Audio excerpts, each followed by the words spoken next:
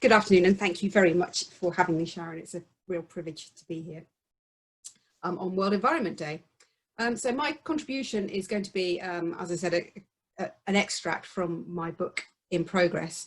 It's a book about rivers called The Flow, and it's predominantly a book of natural history, but also a personal story about my relationship with rivers. Now, like most relationships, it is a complicated one. For about 10 years, this was what rivers were for me, fast and steep and white and utterly thrilling. But during that time, every weekend, every holiday, this is where I would be. And in that time, rivers gave me so much. They taught me and they soothed me and they thrilled me and they inspired me. And they also challenged me. And towards the end of that time, when I was doing a lot of paddling, they also stole from me in the most brutal way possible.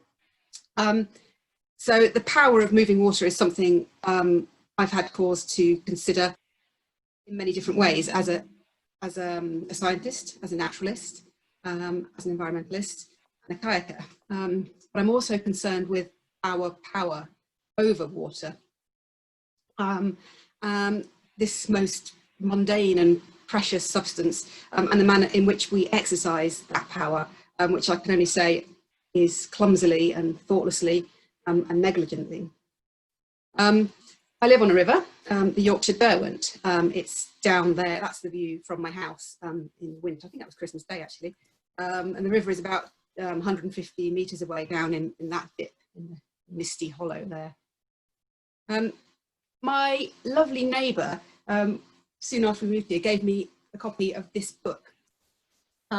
It was published by the Yorkshire Post in 1891, I think, by a guy, written and illustrated by a guy called Tom Bradbury.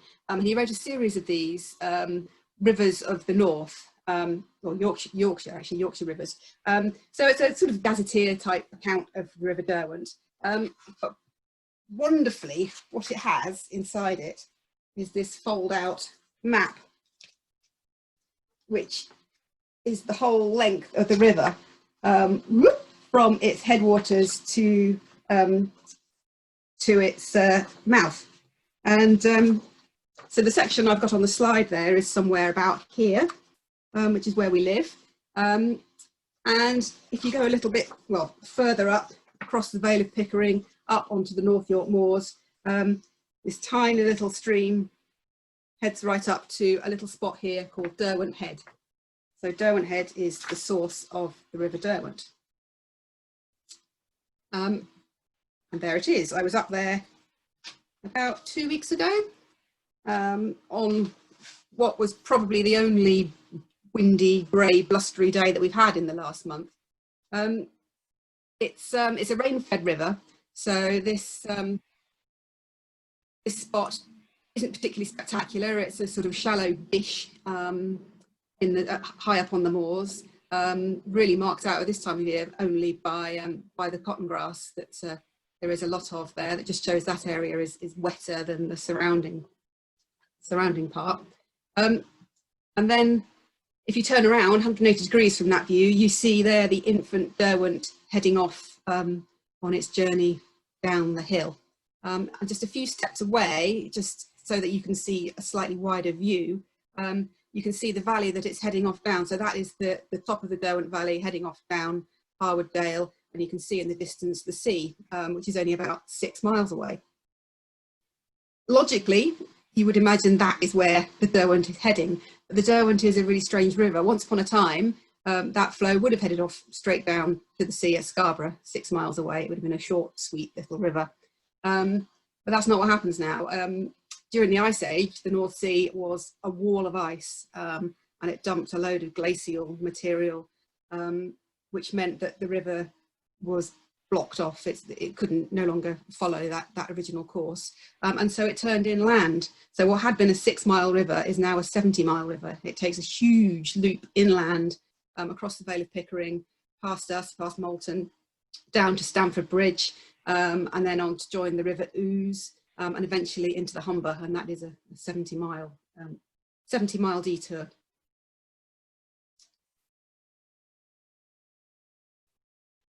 So rivers have more than one beginning. Obviously, the source is the one, the official source is usually the one that's furthest by land from the river's mouth, and that is Derwent Head.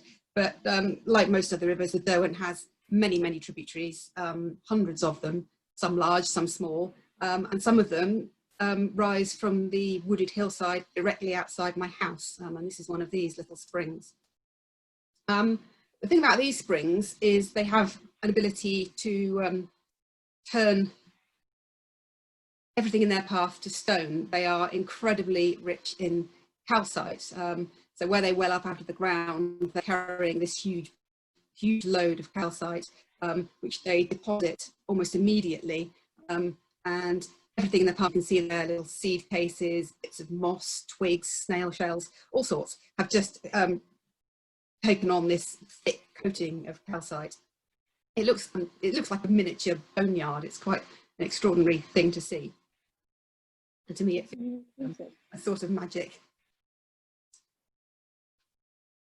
As you can imagine, our water is very, very hard. We have to descale the kettle pretty much every week. Nearby, about 3 miles from our house, is the start of the Yorkshire Wolds. And that the geology there is also very is calcite based. It switches from the honey gold limestone that is a sort of marker of Rydale to chalk, which is best known at Flamborough. This was a hagstone I picked up on the beach at Flamborough last year. So Flamborough's very well known, Bempton Cliffs are very well known, but the rest of that chalk landscape, the Yorkshire Wolds, are a bit of a hidden gem really, much less known than the southern chalk landscapes, but absolutely beautiful. Now, I'm not a geologist, but as a biologist, I sort of lay claim to chalk a bit more than other rocks, because chalk is a product of living things, and the alchemy by which its calcite is formed is not only a chemical process, but a biological one. And I would like to imagine the looks on the faces of these early geologists when they first looked down a microscope at chalk dust and expecting to see some kind of crystalline order, and instead seeing this absolute fantasia of magical, intricate, tiny forms, which were the skeletons of these tiny, tiny creatures that laid down that chalk originally. Coccolithophores were the creatures, and the algae, and coccoliths are the remains of them, which settle in their trillions even now in our oceans, and which in the Cretaceous did so in uncountable numbers. So as these little algae ended their short solar powered lives, they sank to the bottom and become covered over and compressed beneath the weight of trillions more. So the wonder of chalk for me is at least partly metaphysical, I suppose. It's that chalk is touched by that magical quality of animacy. It is, or it was once alive. So for me, there's a lovely balance to the fact that chalk landscapes now are great places to be alive. There's a reason that the Wolds, like the Downs in the south, are among the longest inhabited, or they have the longest history of human occupation of any landscape in the country. And the Yorkshire Wolds are like that. This is the village of Rudston on the Wolds, which claims to be one of the oldest continuously inhabited settlements in the country. And it's absolutely riddled with barrows and cursuses and other prehistoric earthworks. And it also boasts this monolith, which is the tallest standing stone in Britain. It's something over 8 meters tall, but there's almost as much, they think, of it below the ground. And it's been there for between 3,500 and 4,500 years. It's not chalk, it's Moor's gritstone. So it was brought from, they think, about 30 miles away from an outcrop near Whitby. Now this thing, if it's between sort of 12 and 15 meters long in its totality, and it must weigh about 40 tons. So moving it now and getting it upended would be a massive logistical task. I mean, it would take, you know, some serious engineering to achieve it now. So imagining how that could possibly have been achieved 4,000 years ago just boggles my mind.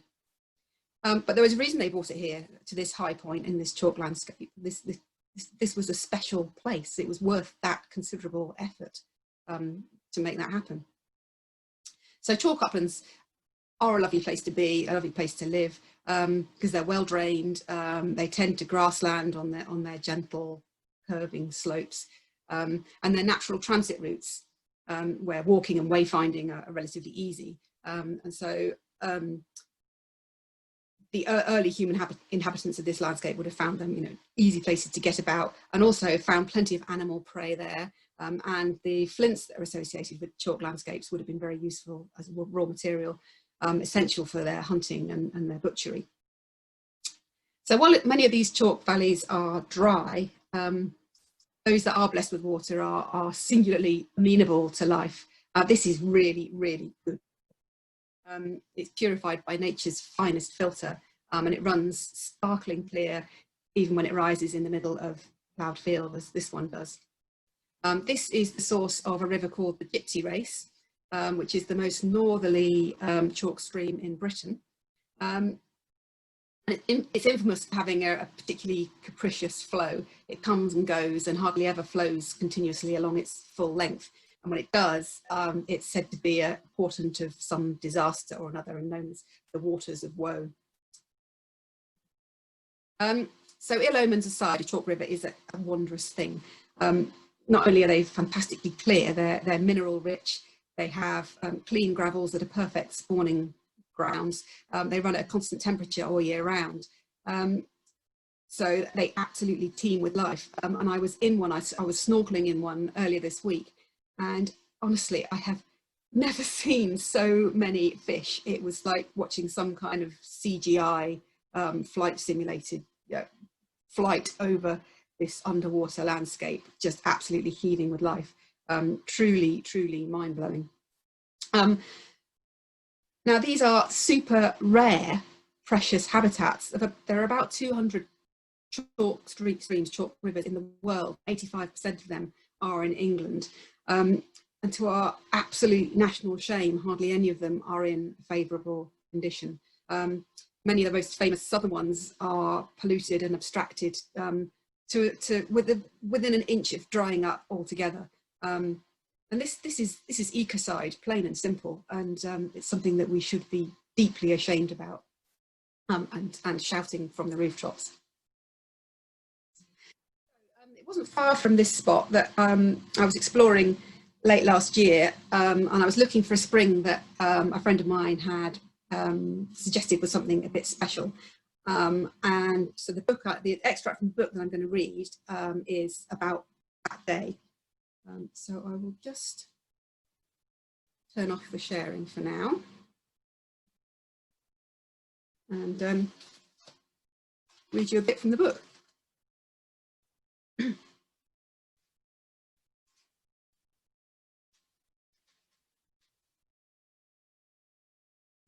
This was in November. After weeks of record-breaking rain, falling in torrential month-in-a-day bouts and day-long mizzles, and a winter virus that had knocked me flat out for 3 days and confined me to the house for a further week, the first clear afternoon draws me out like the mole in Wind in the Willows, blinking into the light. Get in the car and drive across the bloated Derwent at Kirkham, where the fish ponds have been inundated and the sheep grazing below the priory ruins have lost a third of their grass to swiftly flowing water the colour of old coffee and bruises. I drive on up onto the Wolds and, leaving the car in a lay-by the A614, zip my jacket against the chill and follow a footpath sign, only to find the way blocked by a couple of sections of temporary fencing with warning signs in strident red and yellow. Tree felling in progress. And indeed, what appears on the map and on satellite images as 15 hectares of patchy woodland now looks like half as much. The rest is brash and a few neat timber stacks. The work is still going on. I sidestep the fence and approach a small group of men gathered around a forestry vehicle. This isn't what I had in mind. I know the spring is some way off the public footpath, and I'd hoped to find an unobtrusive route in through the trees. Not only are the trees mostly gone, there are at least 4 pairs of eyes now to witness my trespass and fend me off with health and safety regulations. I opt for a direct approach. Hi, it looks like you've been busy. I can see now the trees they've taken down are a monoculture, only one row still standing before the more natural looking growth beyond. I gesture to the timber stacks. What are they? Poplars mostly, replies the older man. He has the look of a landowner, but his manner's friendly. Planted in the 1970s, they should have come out long ago. What are they for? The younger man, wearing a fleece emblazoned with a logo saying Tree Works, explains they were planted for matchwood. But then that started coming more cheaply from the Czech Republic, and it wasn't worth harvesting them anymore. Now they're no good for anything but chipping. But even that isn't easy, he says. The wood's so wet, these will have to be dried out before we can do anything with them. I decide to come clean. Actually, I was hoping to go and look at the spring over there. Do you know it? The older man's eyes light up. Oh, aye, bell guy. It started pushing early this year. And he nods towards the tree man. Made his job a whole lot harder, no doubt. Tree man grins. Yeah, we thought we'd be in and out of here before that happened, but it's saturated everything. Actually, said the older man, it's for that river we're having the poplars out. Oh, how so? Well, poplars drink a lot, massive transpiration rate, so we're taking them out and replacing them with a native mix. We chat a while longer and they give me directions to the spring from the other side of the wood, advising against trying to walk through. And 5 minutes later, I'm skirting the opposite side of the trees next to fields of sprouting winter wheat. At the edge of the trees is a stream, straight, clear, fast flowing, about 1 metre wide, running over white gravel between heaps of dead leaves. 3 roe deer erupt from the trees ahead of me and bound across the fields, white bums glowing in the already low sun. And a minute later, 2 more. I watch them leap away, and while I'm distracted, the stream just disappears. I'm still walking alongside the channel, but now it's a ditch full of yellow leaves and no running water at all. Puzzled, I retrace my steps a dozen paces, and there it is again, in full flow. I step down into it and turn back upstream. After just a few metres, I find a spring, a hole in the bank from which the whole volume of the stream wells, gin clear, under enough pressure to pillow gently before riffling off in the direction I've come. But this isn't the spring I'm looking for. I check the map and walk on, still following the woodland edge. It was good advice to go round rather than through. I'm still a touch weak and wobbly from the flu, breathless with the exertion of just walking on uneven ground. I can see standing water in amongst the trees, puddles of bright sky, reflecting the mostly bare branches of alder, birch and sycamore. A little further on, an opening in the trees suggests a way in, and I can hear running water again. This stream is much larger, easily 3 metres wide, and just upstream on the other side is what I'm looking for. I thought it would be harder to find, more subtle somehow, but it's almost laughably conspicuous. A circular pool with an emphatic bulge at its centre. Belguy Spring. At times, I'm told, it rises under such pressure it looks almost like a small geyser. And the penny drops that maybe that's what Belguy describes, a bell-shaped geyser. Today, it's a low dome the size of a hubcap. I pick my way around the squelchy woodland above the pool, definitely the source, because where upstream should be, there's nothing. It's a fully formed river out of nowhere. It's what I expected, I suppose, but even so, it seems audacious. A trick. Now you see me, now you don't.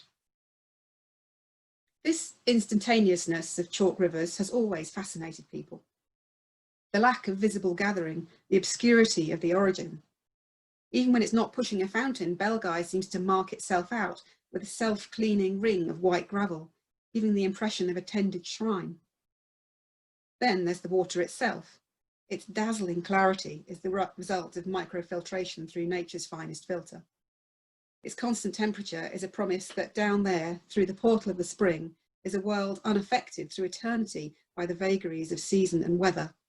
Unassailed by storms, never parched or frozen, spent an eternity untroubled by human conflicts and woes. This version of our underworld is a recurring and deeply instinctive one. It's where we go when our time in this world is done. But it's been subverted by organised mass religion. For underworld, read purgatory or hell. The dead populate both benign and tormented versions of the underworld, how much more appealing are the versions where those dead are recognised as both our friends and our forebears, those we can no longer hold but love still, those we never knew but whose lives made our lives, links in the chain without whom none of us could ever take our turn in the light. These are lives we should never forget. They're worth building tumuli for. I gawp from the bank. I'm a bit lightheaded from the exertion of even this short walk. The pool's about 4 metres across, with the spring more or less in the middle. It's hard to tell how deep it is, so I step in cautiously. I move slowly, partly because the air temperature is 4 degrees and I have no desire to top my wellies or fall in, but also because the plumes of silt and organic detritus stirred up by my boots seem like an insult. I don't want to besmirch the clarity of this water. The dome of the spring is glassy and taut, the only smooth part of the pool surface. Everywhere else, there are wrinkles and ripples. From the bank, I thought it looked like a crystal ball, but now I have the unsettling impression of the spring as a great eye, like that of a whale rolling in its white surround. A dark pupil, a glassy lens, bulging with vitreous humour. We dissected the eye of a bullock once at school, and when clear goo squirted out from the tip of the scalpel, I passed out. It's mortifying for a wannabe biologist. I feel a ripple of nausea at the memory and tell myself that this is only water. But I can't unsee the eye. It bulges and rolls. I look away to where the lowering sun, now brilliantly orange, is illuminating the bare trees, gilding the branches, making the moss on their trunks glow. And when I look again at the spring, it's no longer an eye. I can see granules of chalk rising in it, rising and falling like the grains in a snow globe. I'm close enough to bend down and touch it, but I watch first. The water is so animated, it's hard to make out what I'm looking at. In places where the surface is convex and taut, I can see the bottom with complete clarity, but there are so many currents and gyres, creases and ripples that these windows of clarity oscillate, jostle and flare in and out of existence. Broken reflections of sky and bare branches overhead interfere, confusing the picture further. And I peer for a good minute before it starts to resolve. And then my stomach lurches again. It's a concentric arrangement, the leaf-laden stream bed, a circle of clean white gravel, and in the centre, what I now perceive to be a hole. Unevenly shaped, but with a defined lip, and totally dark inside. Another uneasy, visceral churn. The hole isn't large, there's no danger of me falling in, but the sudden sense of space beneath my feet gives me vertigo. As though the silty stream bed I've waded across so recklessly might suddenly give way, casting me down into an underworld where, for all the water's clarity, there would be only blackness. No, I realise, this is no eye. It's a mouth. It's a mouth of the earth, and she's speaking water. I'm transfixed and anxious. I imagine reaching into that void, but not only does it look at least an arm's length deep, I'm overwhelmed with a feeling that doing so would be not wrong exactly, but unwelcome, intrusive, just inappropriate. And then I remember the scene in Flash Gordon where Peter Duncan reaches his arm into a hollow log only to be stung by some indescribable horror that makes him beg for death. It gave me night terrors for months when I was about 9. Besides, the water's too deep to reach into without getting soaked, and I'm still supposed to be convalescing, so I settle for looking. The shattered reflections that make the image so confusing prompt me to wish I'd brought goggles or at least polarizing sunglasses. I wonder if it might be clearer without direct light, and so I shift my position, shuffling around until I'm standing between the low sun and the spring, and then bend to look again. The image is different. I can see my own reflection against the sky, but it's a startling one. My face is completely in shadow, and there are bright orange flames shooting out of my head. I realise it's the low sun lighting up my frizzy and unbrushed hair, which does a rather good job of diffusing the golden light, and the constant motion of the water makes the reflections roll outwards. I can account for it all in terms of physics. But it's not every day you see yourself as a flaming effigy framed in a flickering black and white portal to the underworld. I take a few deep breaths. Right now, I'm not who I usually imagine myself to be. Right now, I'm assuredly a witch. Witches have certain permissions, so I changed my mind about reaching into the water. I push my sleeves up as far as they'll go and use both hands. It's cool, but not cold. All chalk streams well up at a constant 10 degrees. They feel icy in summer and warm in winter. And on very cold mornings, they're often cloaked in low-lying fog. Today, the water's warmer than the air, but flowing so fast it chills my skin rapidly. There's way more force in the water than I expected. Pressing my palms down, I feel real resistance and understand why the man referred to the spring as pushing rather than flowing or running. There'd be no staunching this flow, no silencing its song. The chill begins to make the bones of my hands and forearms ache. I scoop water from the centre of the dome, sip some, rinse my face, and stand upright again. My feet must have been sinking into the leaf muck because I realise water is beginning to seep into my jeans at the tops of my boots. But I'm not ready to leave just yet.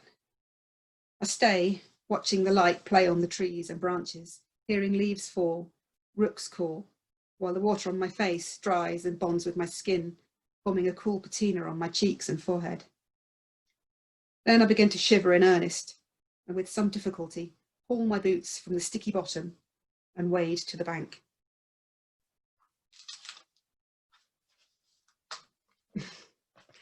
So I will leave it there. I was supposed to be keeping track of time. I've no idea where we are time-wise. You're fine, Amy. You're actually, you're about 10 minutes ahead, so okay. It's really good. So, I mean, do you want to go to questions, or are you happy to do that? Or, yeah, I mean... Oh, they haven't literally just opened here. We had it just about 10-15 minutes ago, so we sent it your way. We sent it down south, further south. Yeah, I've got a quick question about the book. Obviously, it sounds amazing. When can we buy it? When will it be published? Oh, well, there's a question. It was supposed to be next year, but, well... life has got in the way somewhat, hasn't it? And Bloomsbury have been absolutely great. My ability to finish on time has been kind of wiped out by the need to take on homeschooling and everything else, and also because several of the research trips I had planned, I've not been able to do over this spring. So they've put the publication back until February 22, which feels a lifetime away, but actually it'll be a better book for it. It gives me a few extra months to write it. And publishing slots are, when you move one thing, you have to move lots of things. So February 22 was the next best option, which is fine. Well, the date for the diary, isn't it? Yeah, I'm not the only one. Lots of authors are struggling with deadlines and things are being moved around a lot. So a shout out to Bloomsbury, because they've been incredibly understanding, and I know they've been kind of jigsawing around a lot of other authors as well. But no, they've been very kind, giving me a bit more time. Oh, well, that's good, because we'll look out for that one as well. Obviously, we will do. And the other question I had was, we were listening to Grace earlier, talking about otters, and obviously her role as IUSF and looking after and rehabilitating otters. And she mentioned that obviously otters are an environmental indicator. So, where there's a river, where we see otters in rivers, which we are seeing quite a lot more of up here in the northeast, thankfully. So, I mean, I think it's safe to say that might be a good thing. Hopefully it is, and we'll get more. Yeah, absolutely. And there are otters on the Derwent, very close to our house. I've seen them now over the years. They've been seen quite regularly on that stretch of the Derwent. But last year, it was it was the day I signed the contract for the book. So it seemed like a bit of an omen. I lost my phone in the woods and had to go back and find it. And it was dark, so I took a torch, and my husband came with me with his phone so that we could ring it where we thought my phone might be. And we picked up my phone, and we were just walking back, and there's a little beck that joins the Derwent just near us. And in the glow of Roy's torch, our son was with us as well, we just caught this eye shine in the river, and then this sinuous shadow moved up the beck, and that is the closest I've seen an otter to the house ever. And it was just, it just felt like a blessing just to see them there. We also see them dead, unfortunately. I picked them up dead off the road, and that's always a bummer. But see a beautiful animal like that end its life in such a way. But the fact that you're seeing them on the road, as Hugh, probably knows with hedgehogs, you just, that is a way of sampling, scientific, from a scientific perspective. If otters are being killed on the road, that's because there are otters there. So in a way, it's a hopeful sign. And yeah, they are absolutely indicators of a healthy ecosystem, because they need to eat, they need places to hide. Yeah, big up on the otters, and they're driving away the mink, which is another huge positive. Yeah, it is an excellent benefit. The Stubborn Light of Things as well. I listened to the Stubborn Light of Things the other day. It's a fantastic podcast, I have to say. And I was saying to you the other day on Twitter as well, I was actually on the river with you when you were doing that podcast. It was incredibly entertaining. Are you out on the river most days these days? Or? I'm by the river most days. Not. I'm either on it or in it or by it. One of the three. So we walk by it. All our walks through lockdown have been pretty much on the banks of the Derwent. I swim in it. I've been swimming in it. I took a bit of a pledge last year to ditch the wetsuit, which was fine during the summer, but then we went through into winter, and I just thought, no, I'm going to keep doing it. So the swims got considerably shorter, but I did go right through January, just in a swimming costume, and actually it's better. I now much prefer that way of getting into a river where you're just fully immersed in cold, than getting in with a wetsuit where you get this hideous trickle down your neck, and that's far harder. I find that harder to cope with. Obviously you can stay in longer if you're insulated, but the Derwent has become a regular swimming spot for me, and I love it. It's a very green and gold river, and when you're in it you get the otter's eye view at sort of close to water level. The water is a different creature. You see its texture. Wildlife doesn't seem to be as intimidated by you as it would be if you were a lurking, looming shadow on the bank.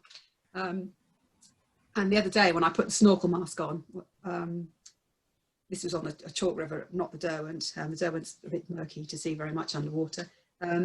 Just the ability to see underwater clearly was completely mind-blowing. We've taken quite a few family trips out in kayaks. So my son is learning to paddle. We used to take him out in our canoe, in the big open boat, but now he's got a kayak of his own, and we can all three go independently. And that's great. That's just a lovely way to spend an afternoon, floating down the river. We're not doing white water with him. This is flat water paddling, but it's just a blissful way to spend any amount of time. And we're just incredibly lucky to have it there. So what about the other books that you've written as well? I mean, I obviously ordered the Sparrow one because I have quite a lot of sparrows here where we live. We have a lot. And I was intrigued about the diversity of sparrows. I didn't realise there were that many species. Globally, so yeah. I really, really enjoyed, reading that book, and I go back to it every now and again to get more sparrow info. So how did you come across, writing the Sparrow book? I mean, how did that come Well, about? I have to admit it's not very romantic, but the publishers asked me to write it. It's a series, spotlight guides that are badged by the RSPB and published by Bloomsbury, and they approach authors to a reasonable amount of background in the subject to write them. So I learned hugely, and actually it's quite nice to be given a subject that's not your own. Some of the things I've most enjoyed writing over the years have been subjects where I've had to go away and do the learning myself, and that's it's pure pleasure. If I could, well, actually, what I want to do is be a writer, but if I wasn't, then a full-time student permanently would be a pretty good alternative. Just there's nothing much more privileged than just being able to spend your time learning from other people, and that's what I've done. It was very sad. I don't know if you heard Dennis Summers Smith, who Hugh wrote about, didn't you, in your book Beauty and the Beast, who is the global authority on sparrows, and was nearing his 100th birthday, but sadly didn't quite make it, and he died the last month. But he spent an extraordinary lifetime as an amateur ornithologist, an engineer by profession, but devoted his life to studying sparrows, based his decisions on jobs and house moves on whether he could, you know, go and see sparrows from work or from where he lived, and, you know, produce this enormous body of work. And so being given permission to just go and learn from someone like that, and be paid to do it, was a privilege. And in doing so, you know, I got to know so much more about these little birds that we just take for granted. The birds we have here, in 10 years of living here, I'd only ever seen tree sparrows, because we're in a very rural area. In the village there are house sparrows, and it's just this spring, the first spring, where we've actually had house sparrows coming to our feeders. So whereas most of my birdie friends would be thrilled with the prospect of seeing tree sparrows, it's actually been the reverse for us. And when these little house sparrows appeared this year, there were celebrations, and we're now just hoping that they don't oust the tree sparrows. So we're setting up two nest boxes with 2 different openings sizes. So you need 29 millimeters for tree sparrows, 32 millimeters for house sparrows, and then hopefully they will both find nesting opportunities and thrive. Fantastic. I was just going to say, Hugh and Sacha, whether you've got any questions for Amy as well. We could have a little chat, because we've had a few questions that I've raised with you, but if we can have a little chat about, you know, Amy's work, because we've got about 10 minutes left anyway, so that would be nice to sort of share some. And I'm sure Hugh wants to say something. Partly, I'm very sad to hear about Dennis Summer-Smith, because he was an amazing character, and my time spent with him was just so eye-opening in terms of the world of sparrows. So no, that is deeply sad. It was mainly something you said, Amy, just before you began your formal part of this, and you said that your productivity is now at an all-time low, which probably means it's down to the rate of the rest of us, which gives us a chance to try and catch up. And anyway, I can't wait to read your book. So get on with it. I'll try. Thanks, you. So going back to the stubborn light of things though, Amy, when you were invited to do that podcast with Melissa, is that something that you really enjoy? Do you enjoy doing the podcast? What a thing she's created. It's absolutely beautiful. Mondays have become my favourite day of the week because of that podcast. It's beautifully produced. So Peter Rogers, who she's working with, is doing a stunning job. I think he's writing the music as long. And the whole thing has just got this sort of, it's almost like an out-of-body experience listening to it, because Melissa just takes you into her world. She's got a lovely way of just describing what's around her. It's incredibly warm. It's just a hopeful thing. When she was first launching it, we swapped a few messages on Twitter, and I was feeling at the time, I didn't know how to approach this lockdown. I didn't know how to talk about my experience of lockdown, because it seemed so privileged, you know, almost obscene privilege to be living in a place where, you know, I'm looking out the window at the woods and the green, and we could still go out because there was no danger of us meeting anybody, and we had all this nature around us, and my son was suddenly not going to school, so we had all this family time. All our loved ones are safe and well. I mean, you know, it felt wrong to even go on social media and mention that, because I thought it might, you know, it just seemed unfair. But then I thought, well, maybe talking about it, maybe sharing it will help a little bit. If people are really missing, you know, that dose of nature, maybe we can provide it. And so I, you know, trying to gauge that felt tricky. And I know Melissa felt exactly the same. And the podcast that she's created, I'm sure it would have helped people that were missing nature, but I'm sure it would have drawn other people in. And I know she's got listeners all around the world, so it's not just fans of British nature that are tuning in. So yeah, when she asked me to contribute, I was just, you know, hugely, that was a huge privilege, and it's one of the things, you know, that there are 2 schools of thought, aren't there, about what lockdown's doing to our attitude to nature. There is the hopeful one that's saying, oh, you know, we're understanding so much better how much it means, and we're seeing nature being given a bit of a breather. And then there's the flip side of that, where wildlife crime seems to be going through the roof because there's not the eyes on the ground that there have been.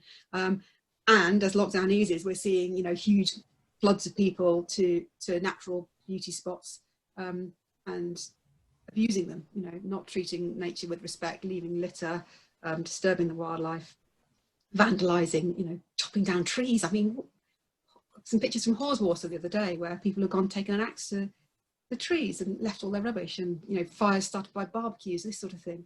I mean, I'm of the opinion that, you know, people need nature, and the more time we spend out there, the better we will be as people. But it has to come with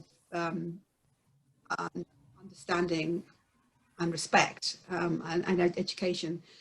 So the ignorance that's been shown, or while it is, you know, deeply depressing, I think at least ignorance is something that you can fix. That is fixable.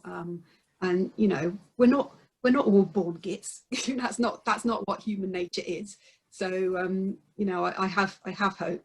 And someone was asking the other day, you know, what would you say if you met people that were doing that, were leaving litter, and it's, my approach is not necessarily to go in and tell people what they're doing wrong. I would try and offer friendship first, and maybe show them something, just focus in on some small detail that would make them notice what's around them. Because once you start noticing, your brain sort of just starts doing more of it. So focusing on the close and the now and the immediate. And that's the magical thing about nature, because it is everywhere. Even if you do live in a city, you can find that little spark of life somewhere, that little green shoot, that bird overhead, that butterfly, that moth. And it's, you know, as the quote goes, you know, I think it was John Muir, wasn't it, said that, you know, you pull one thread in nature and you find it's connected to everything. And that is so true. And it's true of the way people discover nature as well. You get interested in one thing and then it leads on to another and another. So, you know, I'm an optimist in that front. You have to be. I have to be. Totally agree. We do have to be. I've had one question from Eleanor in the audience who said, what would you say is your favourite book about nature? Oh gosh. Oh, it's like me ask what your favourite animal is. It's usually the one that's right in front of me at the time. Okay, I've got that one that's about to come out. It's one that's been delayed by the pandemic. And I put it up there with lots of others, but it's a book called Entangled Life by Merlin Sheldrake, who is a mycologist, studies fungi. And we have a mutual friend in Sam Lee, the folk singer, who said to me sometime last year, this book is going to set the world on fire. And it certainly set my world on fire. I've read an advanced copy and it's absolutely spectacular. It's a book that I had to keep putting down because I was so excited by it. And he has a unique approach to the subject, but also the subject itself, fungi, and the way, you know, we understand so little of them. And as we're starting to get to grips with the extent to which they pretty much run the planet, I mean, it's mind-boggling. So there's a lot of talk about, you know, mycelial networks and how they're allowing plants to interconnect and communicate and share resources. But also the book goes into quite a lot of detail on the properties of some fungal compounds, for, you know, psychoactive compounds, making us think differently, and their use as a resource of the future, so as food, but also using mycelium to make building materials and the like. It's a book that's full of hope and wonder and astonishment. So yeah, that's the one I'm raving about at the moment. I think it's coming out in September. So keep an eye out for it. Yeah, will do. I think we were just saying, Catherine as well as listening, she was saying, I think she was watching the same conference. We watched the tree conference and actually heard him speak. I think, were you on that one as well? Yeah, did you listen to it? But I think Merlin Sheldrake was speaking about his book. It was really, really interesting. I think you can watch it again on a catch-up. But that was incredibly entertaining as well. It was very, very good. So we're coming up to the last sort of 5 minutes, and I've been asking all of the speakers when they've been telling their story.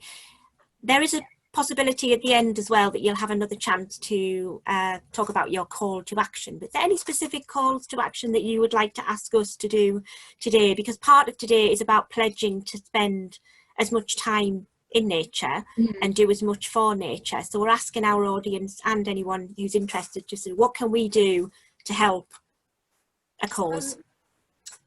Look closer, look smaller, because it allows you to think bigger. I think when you notice the small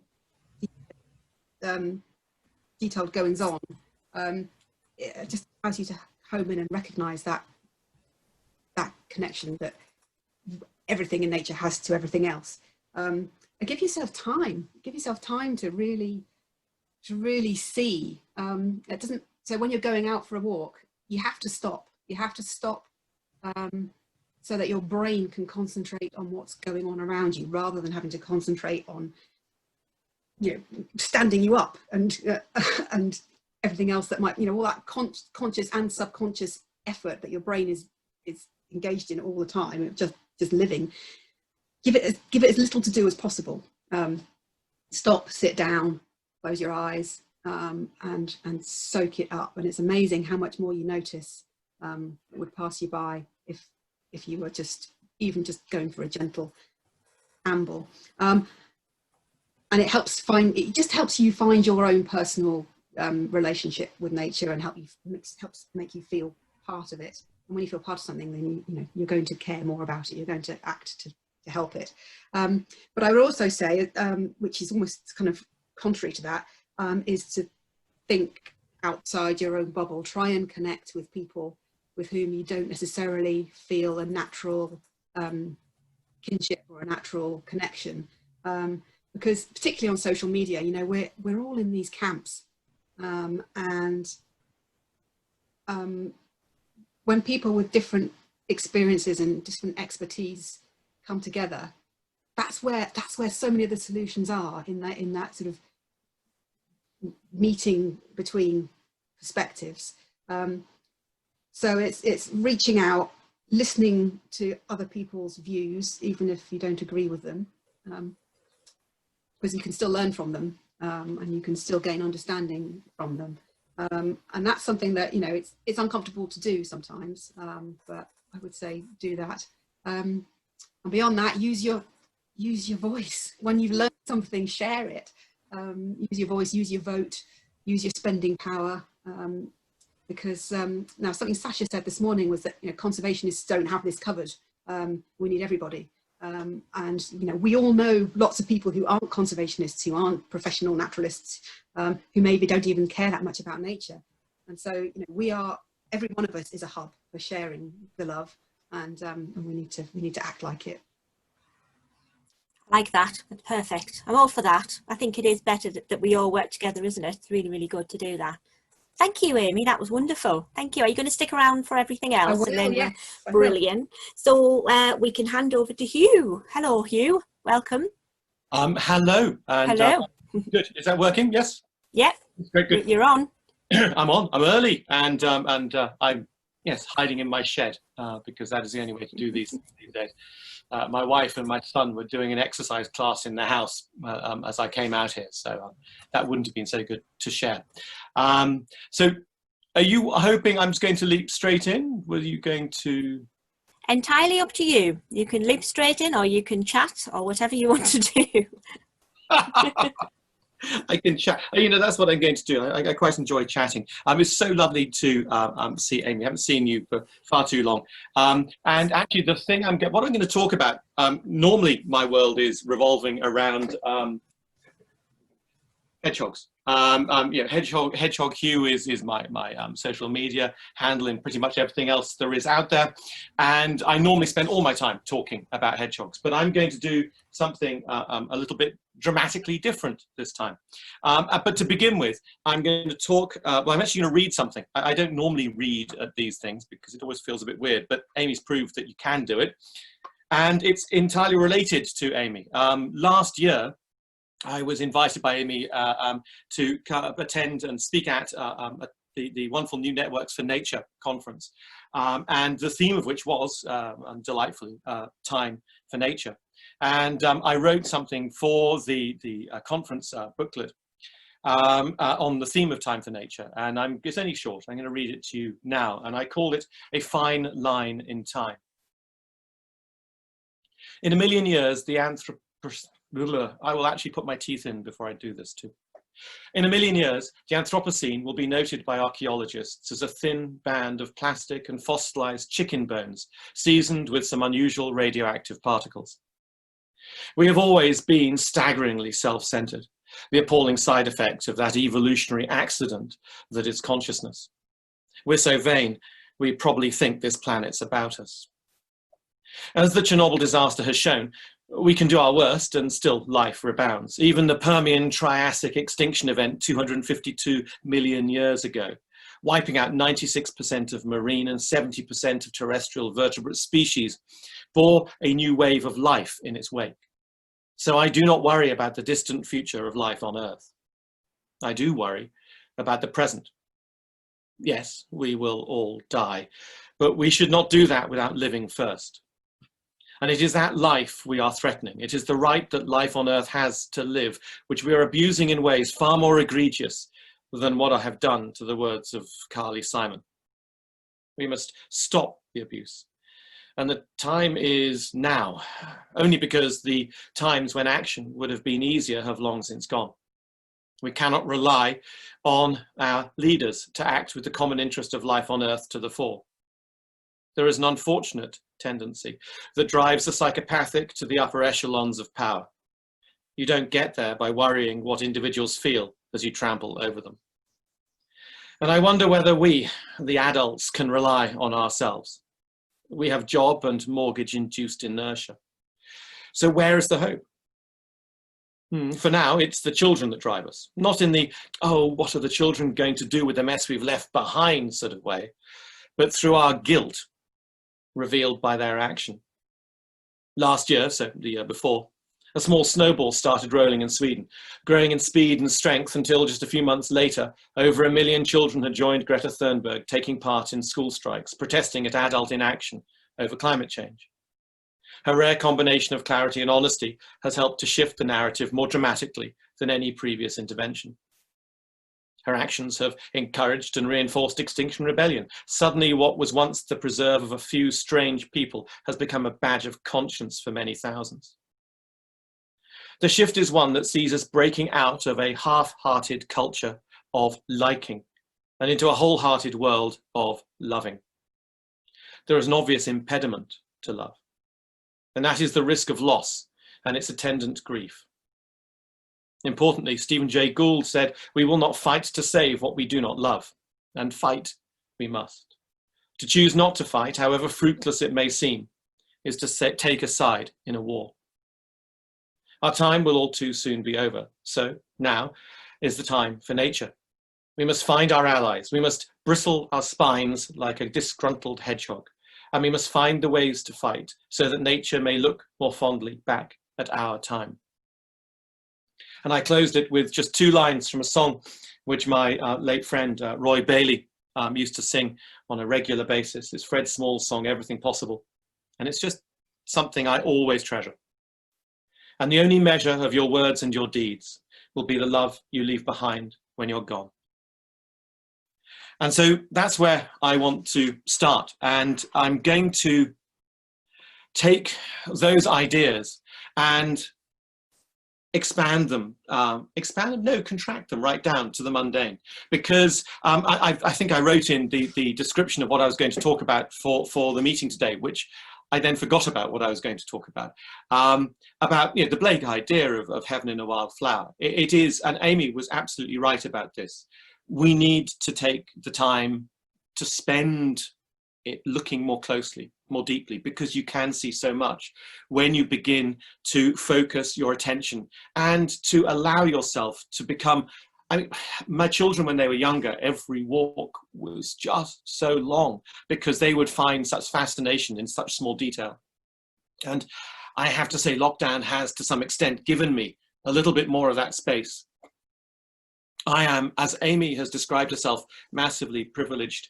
I have a smallish garden in East Oxford, and I live on a quiet cul-de-sac. And I am, yes, I'm frightened for my friends and relatives who are more vulnerable perhaps than I am. But this space has given me time. I have friends who live in tower blocks who are completely self-isolating and haven't been outside for weeks, and whose windows don't fully open. I understand the privilege I've got, but I have used it, I hope, to my benefit, and hopefully to sort of spread things further. And what I want to do is, I'm going to talk, obviously, about hedgehogs, but I'm going to be a little bit peculiar and tangential to get there. And I'm going to talk about something which I don't normally talk about. You see, I do hundreds of talks about hedgehogs around the country. I do primary schools and Women's Institute groups, and I lecture at Brookes University in Oxford. I love this sort of space to be able to do it. But I also do a stand-up routine, a large part of which is based around teasing ornithologists, because what many of those bird lovers forget is that people like hedgehogs a lot more than they do any species of bird. Every time there's a vote or a poll, the hedgehog wins, the nation's favourite animal, the nation's favourite mammal, the nation's nature icon. It's always the hedgehog. Birds, they're nowhere to be seen. Yet somehow they've got this massively virtuous cycle of an industry tied in with all those people making those beautiful binoculars so that you can see these dramatically vibrant things. I like to tease ornithologists. But I'm now going to come out with something. I'm deeply and passionately in love with one particular bird. I don't mean a species of bird, I mean one particular bird. And to reveal that, I'm going to share the screen, and forgive me if this goes wonky. I don't normally do a lot of this. Here we go. Right, hopefully this works. And this is the bird, this individual bird, this young robin is something which has done so much for me during lockdown. Now, 8 years ago, when I was finished writing The Beauty and the Beast, one of the people I met during which was Dennis Summer-Smith, the dame he had mentioned, the Sparrow Man. I was meeting 15 people, a bit like myself. I'd written a book about hedgehogs called A Prickly Affair, and in the process of doing that, kept meeting people who were passionate about other creatures. And it was fascinating to find people who had a similar sort of idea that their creatures were just the perfect way of understanding, getting into, making connection with nature. And so I went around meeting dragonfly experts and moth experts and beaver experts. And I met with Andrew Lack, and he's a friend of mine anyway. He's a lecturer at Brookes University. He's one of those multifaceted characters. His father, David Lack, was one of the founders of scientific ornithology. I mean, he helped set up the Edward Grey Institute, and he wrote beautifully about the swifts in the Natural History Museum in Oxford. And he's also wrote about robins. And Andrew had redone one of his dad's books, and I met up with him. He was performing The Lark Ascending. He's also a violinist. It's a bit sickening sometimes when you meet people who sort of succeed in so many different things. It can leave you feeling remarkably insecure, but he doesn't. He's lovely. And so he taught me about robins, and he taught me about the amazing thing about the robin, which is that the robin you can tame quite easily to come to your hand and feed from your hand. And I thought this would be a fantastic thing to do for my book, The Beauty and the Beast, but I failed during the process of writing the book. I didn't have the time, I was too twitchy, but I did meet during that process a young robin, probably about the age of the one which you can see on the screen here. And I've got a photograph of it, so I remember it. I've got the date and the time. I eventually, 7 years ago, I'm hoping it's the same bird, I tamed to come and feed from my hand. And I had a year and a half of the most amazingly powerful connection with nature. I have to be careful who I say this in front of, but things ever bit as amazing as time with hedgehogs. I mean, I've had the fortune to go off to East Africa and see the hunting dogs and the elephants and all of these sorts of wonderful creatures. Yet still the greatest thrills I've had have been from the very mundane, from the garden wildlife, from the hedgehogs, and from this particular robin. And so that robin gave me this wonderful chance to get close to a species of wildlife, and in a way which is very hard to do. And then after that robin had gone, I managed to potentially lose some friends in my neighborhood with some of the things I said about cats. I apologize. Some of my best friends have cats. I was on BBC Cambridge yesterday, I think it was, and they were having letters in whilst I spoke. I was suggesting the best sized bell to put around the neck of a cat is the one you normally see swinging from the top of the bell tower of your local church. Anyway, leaving the cats to one side. There was no time. I was writing other books, I was doing other work, I'm running campaigns about hedgehogs, and I didn't spend time looking for another robin to tame. And then lockdown happened, and my wife, the filmmaker Zoe Broughton, she noticed the robin first, a young robin, hopping around the garden. And it was like, well, we've got some time. And so we did it again.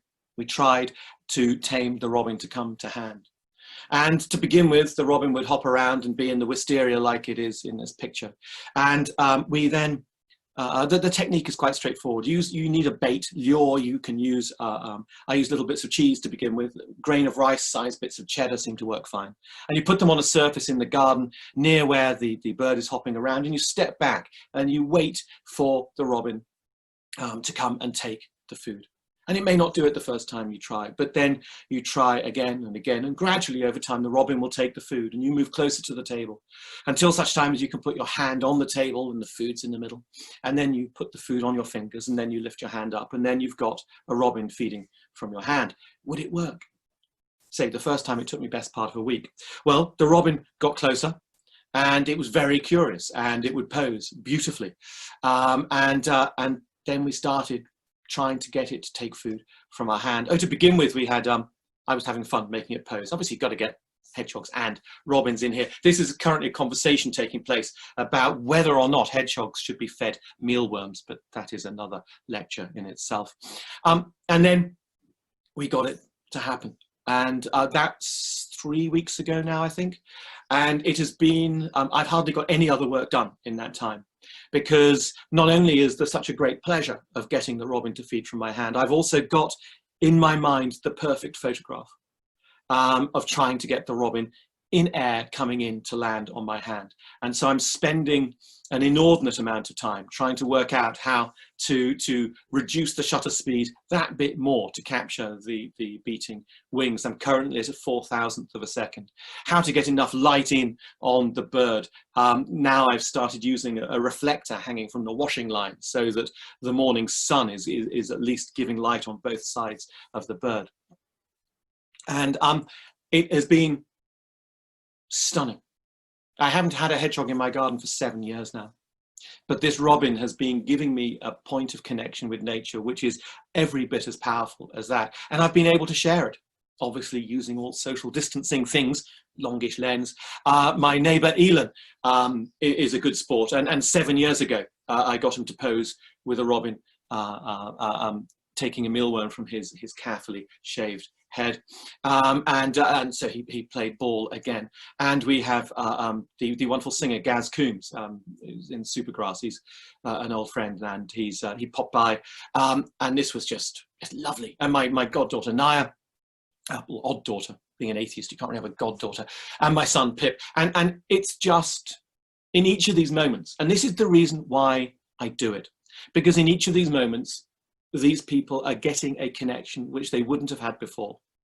And it's something which is precious, and it's something they will treasure. And it is something which, as I talked about earlier when I was reading, it's that moment of trying to find the way of kicking us out of half-hearted relationships with nature and into a wholehearted relationship, taking us from liking and pushing us over the line into loving. I mean, we find social media tends to encourage us to like things, and I find that's always rather scary, because actually revolutions need to be born off the back of people loving them. And this has been great, but I've actually taken it one step further, and please do not judge me. I haven't earned much money during lockdown, so I sold my soul to the Daily Mail. And for me, this was just the most wonderful opportunity, because again, I had people writing to me saying, well, why don't you write about it for The Guardian? I said, well, one, they didn't want it. Two, they pay a fraction of the money. And three, preaching to the choir is tedious. It's finding the edge of your argument, finding the edge of what you're passionate about, and reaching out beyond it. Standing on the edge and looking into where everything is comfortable. I mean, again, actually, Amy was talking about exactly the same thing. Getting out of your bubble, communicating to people you wouldn't normally communicate to, trying to share the idea that for those of us fortunate enough to be able to spend some of lockdown taking our pace slower, there has been the opportunity to reconnect with nature. I've been on my bike with my son, with Zoe, heading off. We've been off to the Snake's Head Fritillaries, to the Bluebells. We watched the Swifts return to Oxford. We've had these moments of connection. It's absolutely exhilarating. And for me, it's there. I've genetically inherited some sort of love of nature. I've always had it. It's always been there. People say, well, what started you? I said, well, it didn't. It was there right at the beginning. But for other people, there needs to be that moment, that spark, which will encourage a step forward. And I find that these little moments, this robin is like the wildflower in which you see absolutely everything when you get that moment. I do sometimes feed the robin without trying to take photographs. And it is stunning to get the bird coming closer and closer to you. We've got a trampoline in the garden. And so you put the food on there and you lie on the trampoline and you come nose to nose, moments of nose to nose with the robin. And you will get slightly slower pace than the flying in, flying out. And it will open your eyes to the beauty of nature and gives you, hopefully, the impetus to try and find love rather than liking.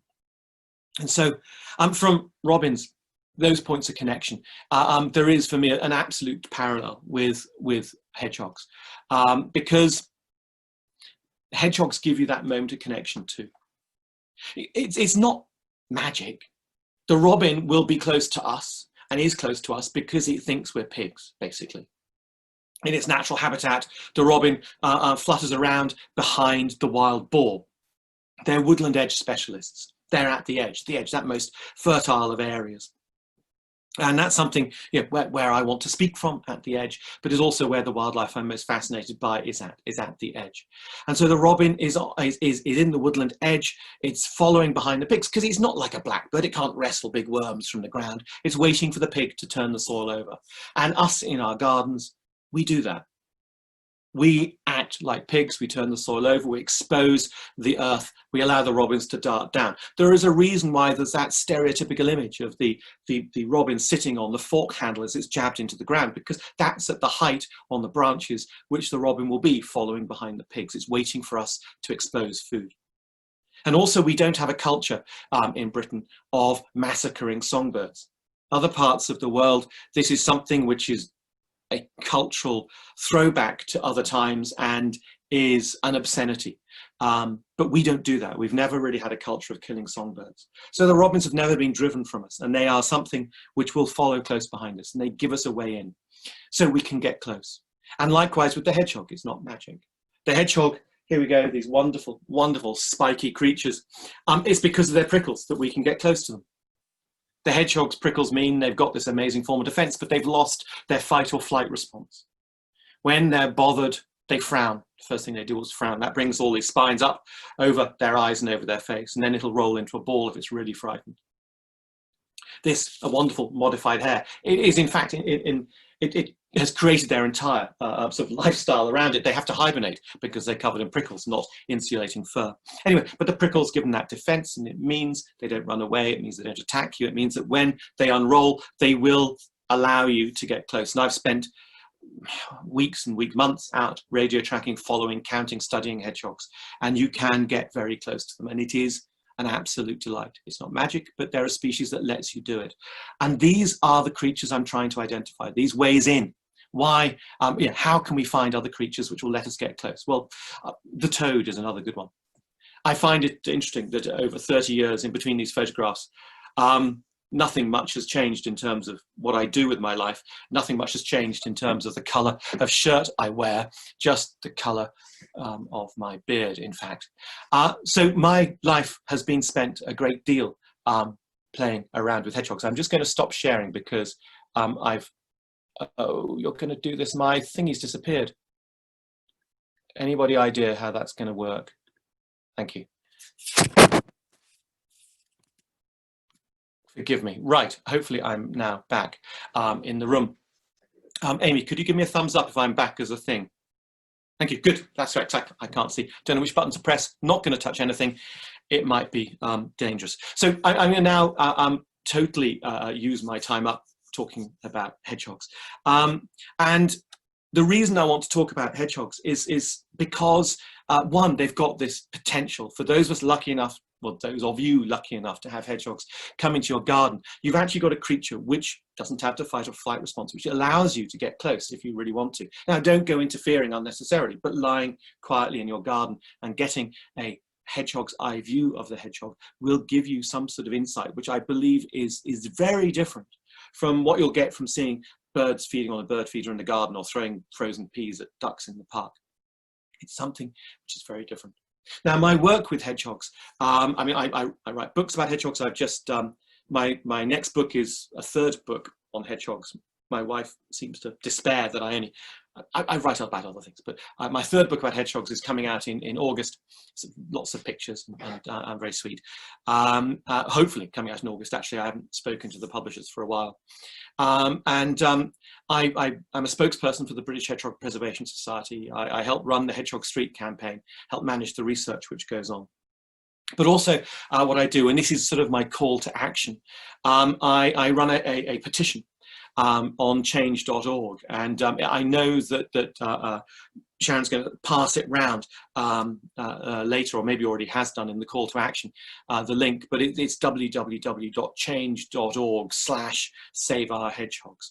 And the petition is ever so simple, ever so slight in the way that it is what it's asking for.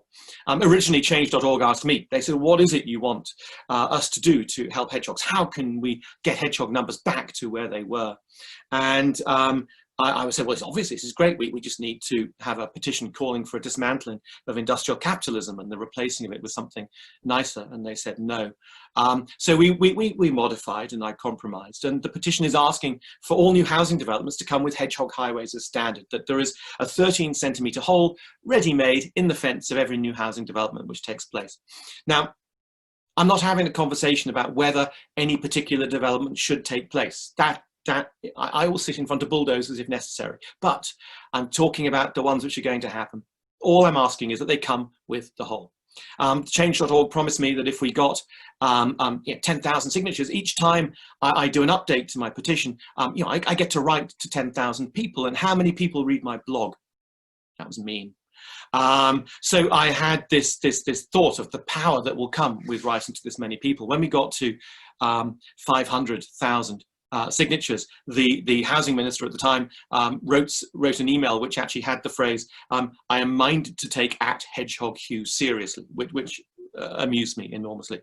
So I met with the then housing minister. In July last year, I don't know if you remember, back then, there was probably a moment when you were thinking politics couldn't really get any worse. And then the Pratt marshmallow moved into number 10. And this moment then meant there's a whole bunch of ministers were being shifted around. And thank you so much to Tim Birkinshaw for posting the link.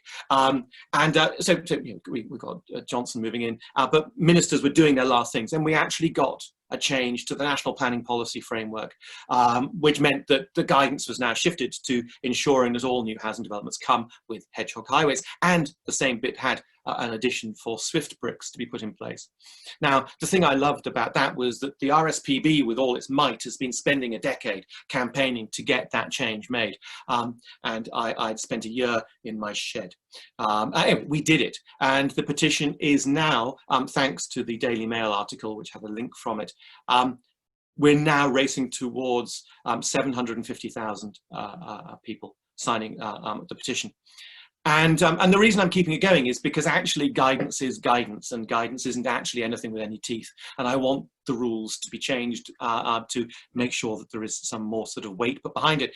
But unfortunately, last July went into the whole Brexit, Schmexit nonsense, and then it went into COVID, and we haven't had government doing other things really for quite some time. So the petition keeps going. And the power it's going to give us when we're sort of running back into politics, hopefully will create something more substantial. And I know it's only baby steps. And I know that the full revolution to a wildlife-centric economy and society is a long way off. But it's one positive baby step, and I'm excited by it. I still haven't actually got on to what I'm supposed to be talking about. Sorry about that. Anyway, so hedgehogs. My love of hedgehogs is one which goes back an awfully long time, and I've been studying them, as I say, for over 30 years. And people will often say, well, why is it you spend so much time? Yeah, I'm doing talks like a Bond villain. I'll be stroking my hedgehog. I go and I run stalls at events, and I get hundreds of children making clay hedgehogs. Why do I spend so much time doing this? And it's to go back to something I said earlier, and it's simply that people like hedgehogs. People love hedgehogs. As I said, every vote, every poll, the hedgehog wins. And so this means that we can have a conversation about so much else, but through the lens of the hedgehog. We can talk about the importance of how we grow our food, how we travel around the landscape, how we build our houses, how we try and rein in the impacts of climate change and pollution. All of these things, which may be unpalatable, can be looked at through the lens of a hedgehog. And it is more palatable because you are not frightening people off with a conversation about something which they may have a rather dramatic opposition to. We could use foxes, but you've already split the country in two. Similarly, with badgers, you could try and use some of the invertebrates, but who gives a flying fig about those invertebrates? Really, they don't. They care about what, sorry, I just noticed, just outside the cabin, the robin is just out there, and it's staring at me, kind of in a, what the hell do you think you're doing, ignoring me type of way. Sorry, I've become beholden to my robin. In fact, the idea of me taming the robin, I actually think, quite possibly it's the other way around, but yeah, by the way. So the point of this is that the hedgehog is a gateway species. It's a way of actually talking about the bigger environmental and wildlife ideas, but by using something which isn't going to frighten the horses. And ever so important to do that, because not only is the animal attractive and cute and people love it, but also it's a species which is suffering an enormous population decline. So the hedgehog, the Hedgehog Street campaign, which is a collaboration between the People's Trust for Endangered Species and the British Hedgehog Preservation Society, we've been working together for nearly 10 years now, looking to do our best to help these creatures. And in 2018, we had our most recent State of Britain's Hedgehogs report. We've got the next one coming out either the end of this year or the beginning of the next year. The most recent data shows very clearly, and with a great deal of robustness, that since the turn of the century, so since the year 2000, we have seen an urban population of hedgehogs declining by 30%, and a rural population down by 50%. Now, alarmingly, there is good news in that, in the sense that that 30% is leveling off, it seems. And that's where we focused most of our energy. The rural population is still in freefall.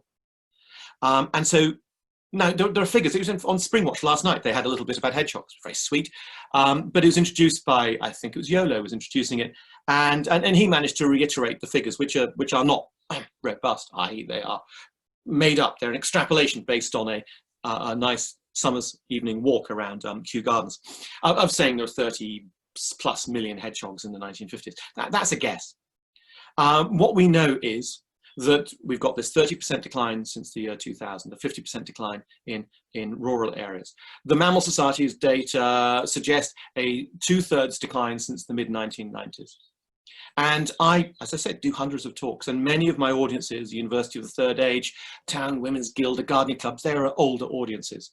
And I'm always asking what their experiences are, what their memories are of hedgehogs. And it's important to dig down in this, because it's very easy for people to get blindsided by shifting baselines, this idea that what we learnt about when we were starting out is what we should be aiming for. The fisheries scientists who first invented this found that every generation of fisheries scientists was trying to get fishery stocks back to what they remembered when they were starting out, and that's already a massively degraded ecosystem. And the same with hedgehogs. It's very easy to think that seeing the one hedgehog in a summer's evening in your garden over the summer is great. But when you start to ask people, you'll find that they would regularly see hedgehogs most nights in their gardens. And so my guess is that we've seen a decline in this country in the hedgehog population of between 90 and 95% since the end of the Second World War.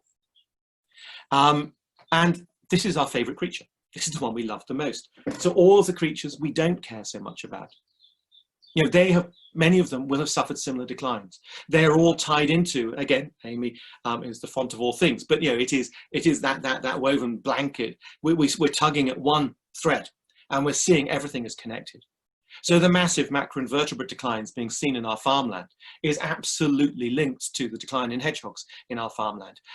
So the flying insect biomass population declines being seen in Germany, the 75% decline in 27 years. You may not think that flying insects are much. I mean, hedgehogs don't really leap up into the air and catch them, but they're eating the larvae, which are down on the ground. They're eating the caterpillars.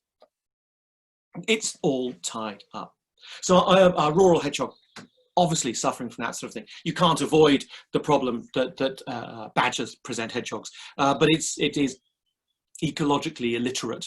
I'm trying to use my words carefully here because I mustn't be too expletive ridden, but it is not appropriate to use the fact that an increased presence of badgers will lead to a decreased numbers of hedgehogs as an excuse to go around killing badgers. That is really scraping the barrel of idiocy. But you can also not deny that this evidence is very clearly there. They have a thing called an asymmetric intra-guild predatory relationship, and it's basically showing that when you have a degraded ecosystem, these two species which normally feed on the same food, macroinvertebrates, worms and things, they are actually, their relationship shifts when that system is degraded. And it's complicated by landscape being fragmented by presence of badgers, by roads, by all these things, by large industrialized agriculture.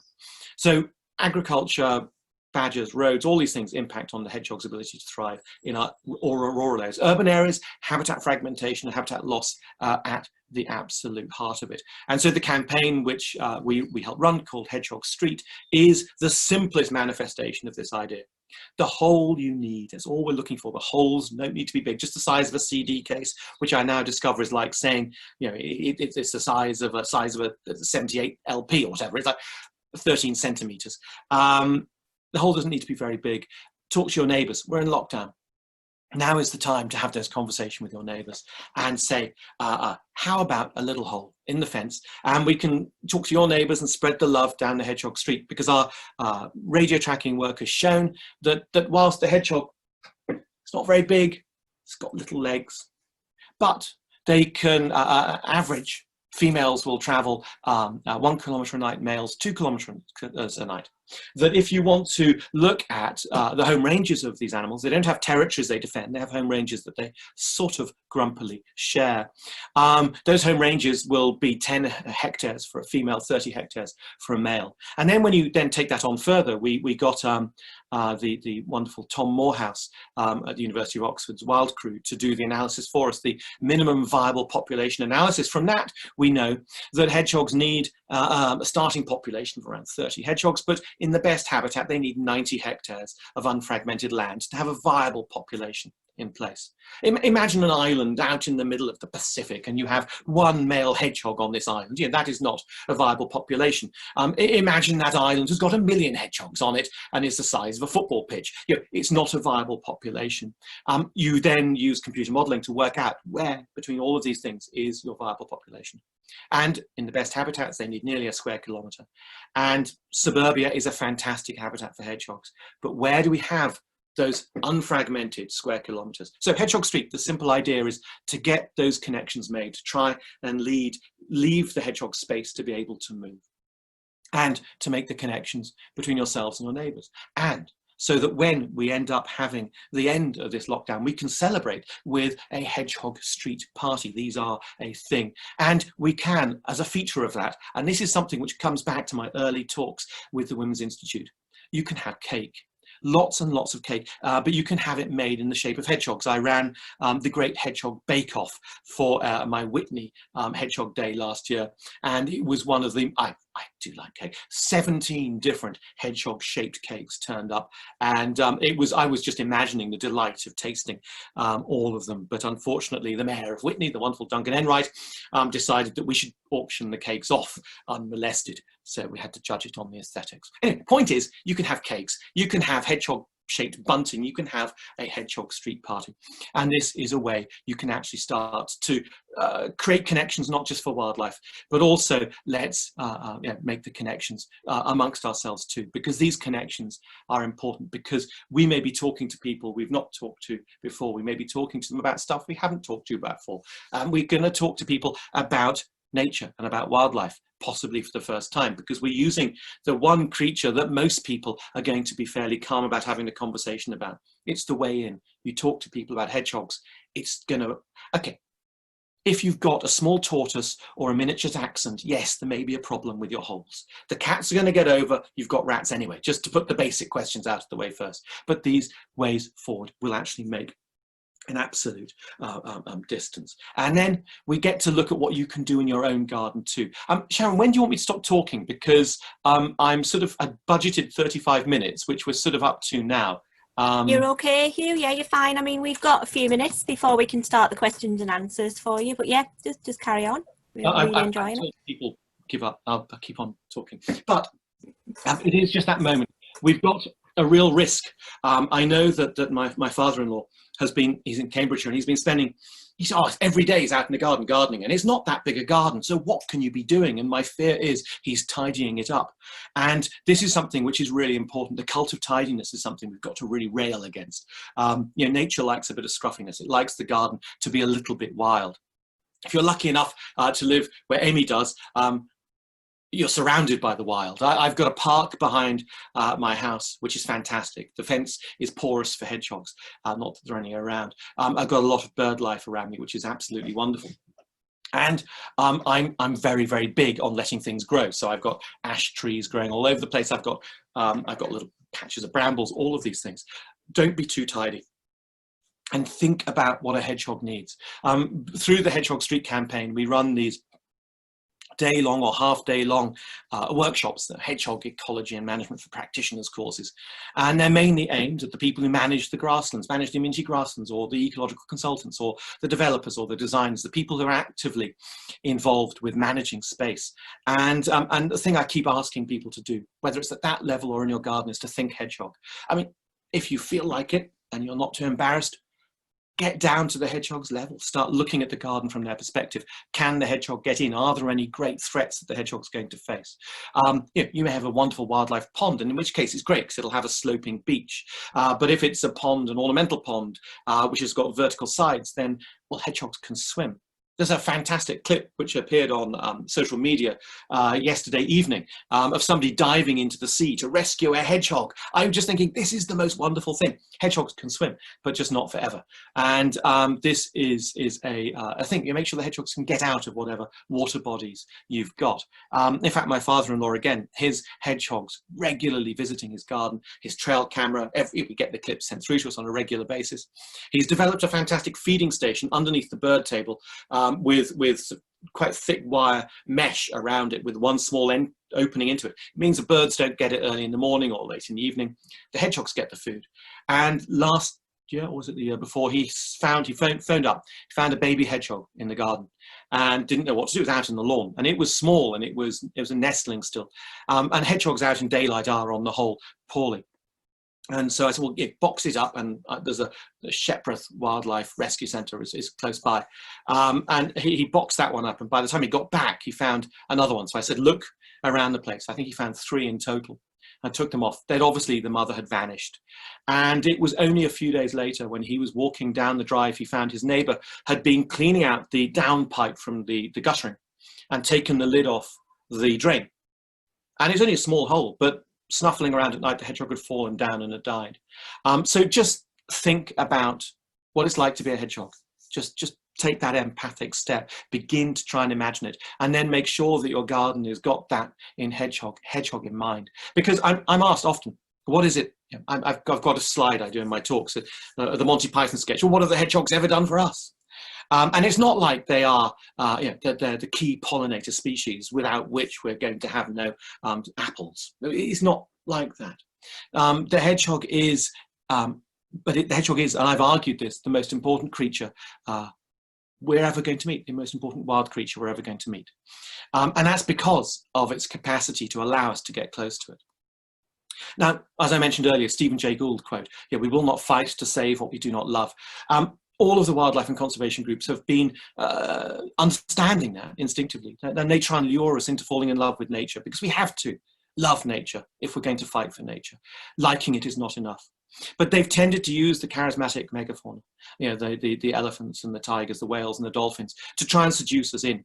And now, again, I am asking for an absence of judgment on this. I was 14 at the time. My teenage bedroom walls, I had 3 posters on them, and this I think strikes the example perfectly. I had a beautiful tiger above my bed, a breaching humpback whale on the opposite wall, and then above my desk I had a picture of a young woman who'd been playing tennis but forgotten her underwear. I don't know if you remember those Athena posters. And it dawns on me that I'm as likely to get nose to nose in my quest for love. I'm as likely to get nose to nose with the humpback whale as I am with the tennis girl. These things just aren't going to happen. But I am, hopefully, you'll find love with the boy or the girl next door. And the animal which is most like the boy or the girl next door for me is the hedgehog. It's the one you actually have a chance to get close to, the one you actually have a chance of getting nose to nose with, the one you can look into the eyes of and recognize a fellow sentient being. I've handled lots of snails or wood mice or bank voles or whatever, and they don't have a lot of character. Hedgehogs do. They're big enough, they're bright enough, they're grumpy enough, smelly enough. They've got plenty of characteristics which aren't so appealing. They're wonderful creatures, and you've got an opportunity of getting nose to nose. And this creature is bigger than 99% of all animals that have lived on this planet. It's in the top 1% with the blue whale, Tyrannosaurus rex, and us. And we can get nose to nose with this fantastic predator. And we can look into its eyes, and hopefully that moment of connection will be just enough to kick us over that line from liking nature to loving it. That's why they're the most important creature on the planet. Brilliant. Can I ask you some questions now then? Please do. I mean, thank you so much. That was great. I love the story about when the hedgehog frowns and all the spines go forward. I think that's just an amazing characteristic, isn't it? It's like we all frown, have that sort of characteristic. I like that. And I love the fact that from today's talks, we've established a team otter, for example. Now we're going to have hedgehog cake days. We are absolutely going to do hedgehog cake days. We just have to do them. So they will become a regular feature of Climate Action North. Make it a competition, the Great Hedgehog Bake Off. Absolutely, I totally agree with that. We're on that. We are on that definitely, because I think people will love that. And we have some really good cake makers in our network, and we have some hedgehog people. So what would not be good about that? So that's really good. And I've seen a lot of things on chat as well about people saying they're going to go and saw holes in their fences tonight. So yeah, really radical hedgehog stuff. That's great. I think my question was about, I read about the Hedgehog Street and I signed the petition, obviously. And I was listening to your video as well, the Vimeo video that you did, which we will share as well on the many links that we're going to do at the end of this event. But also I was intrigued about farming community, because obviously with those hedgehog streets, we've got, you know, urban areas linking up rural areas, linking up farming, and obviously lots of hedgerows and stuff. Is that something that, I know there's people like the Nature Friendly Farming Network doing stuff for nature. Is that something that's on their agenda? I'm sure it is, and I'm sure you've already might have mentioned this, but is that on their agenda as well, to put more habitat, you know, do more habitat restoration and put those areas back? Well, it's interesting. I mean, we began by producing a sort of top 10 list of things to do for Hedgehog Street, and it was very urban centric. All of the information is available through the website of Hedgehog Street, through the British Hedgehog Preservation Society as well. And but that top 10 tips is great. But we recognise, and you're absolutely right, that, you know, we're dealing with, that's just the suburban populations. The rural populations of hedgehogs have got an entirely different set of problems facing them. And this isn't an exercise in farmer bashing. We worked with the farming community to produce a similar booklet, but outlining which of all of the various sort of stewardship packages are associated with the various measures you can do, which will help hedgehogs. And it sounds almost so stupid to say it, but, you know, the hedgehog isn't named on a complete whim. I mean, they're a creature which hogs their hedgerow, and they are the edge hog, you know, the woodland edge specialist. They find that edge. You want to see the truth of that, you put a hedgehog in a room, it'll go to the edge, walk around the edge until it can find its way out. So they've got that tendency towards the edge. We've removed so much of our hedgerows. I did a piece of work. Well, I wrote a book. God, forget about that. I wrote a book called Linescapes. Got to do the advertising here and there. And in that, I was looking at the way that our landscape is either connected or fragmented by the anthropogenic linear features, by the roads, the railways, the canals, the hedges, the ditches, the dikes, and the walls. And how, surprisingly, you know, our road network can be a stunning corridor for wildlife, because the rather terrifying fact that our verges are better for insects and plants than the fields on the other side of the hedgerow, because, you know, the verges are only being attacked by the effluent of our cars rather than the effluent of the agrochemical industry. But the work which we've tried to get done, you know, looking at hedgerows is so crucial. And, you know, I did the calculation, it's around 300,000 kilometres we are down at the moment from peak hedge. I was interviewed by Patrick Barkham a while ago, and he asked me, you know, when do I think peak hedgerow was, and so peak hedgehog was. And this was one of those moments of just going, well, I imagine as the enclosures kicked in, and, you know, John Clare was being driven mad, you know, the hedgehogs were kicking up a dance about this, because suddenly this woodland edge feature, the hedgerow, was being enforced all over the landscape. And, you know, they were the routes by which wildlife, not only are they a fantastic habitat, they're also a transitory route. So yeah, we're 300,000 kilometres down on peak hedge. 60% of the remaining hedgerows, I think that figure's correct, are in poor condition. And you can see things which would still be named as a hedge, but they are a bunch of bedraggled shrubs held together by wire fencing. You know, these are not hedgerows. They don't have the capacity to hold nature. There was a fantastic study done in Devon of one hedgerow. Oh God, I can't remember the data.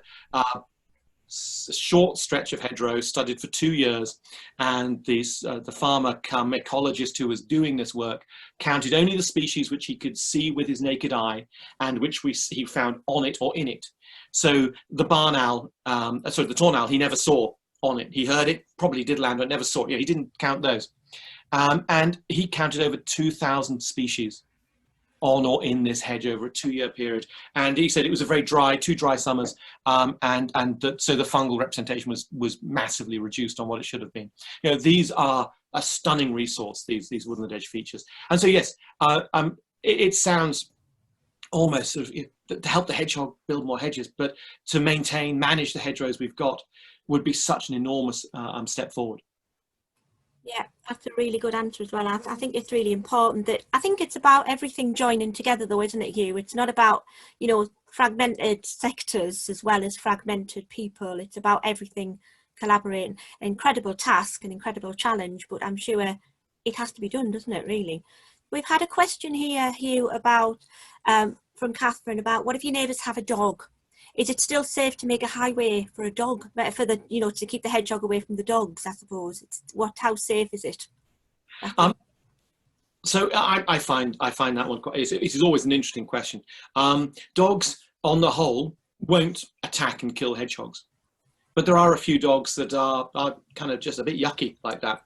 And the British Hedgehog Preservation Society has got an information leaflet about dogs, and make the holes. The hedgehog goes into a doggy garden and it's not nice. The hedgehog won't use it. You know, they'll get out of there as quickly as they can. But from the dog owner's perspective, the important part of that is a little bit of education. Hedgehogs, remember, are nocturnal. So during the day, it's not a problem at all. Nighttime, wee time. Obviously, you've got to let the dog out for its last run. And that is the time you can make a few steps which will help. One is simply, if you've got an external light, let that come on, have a quick look out, see if there's anything obvious on the lawn. If the dog is liable to be a bit excitable, 10 seconds of barking isn't going to upset the neighbours. Just a few little barks, alert whatever's in the garden to clear out. If the dog, and just for the, keep an eye on the dog.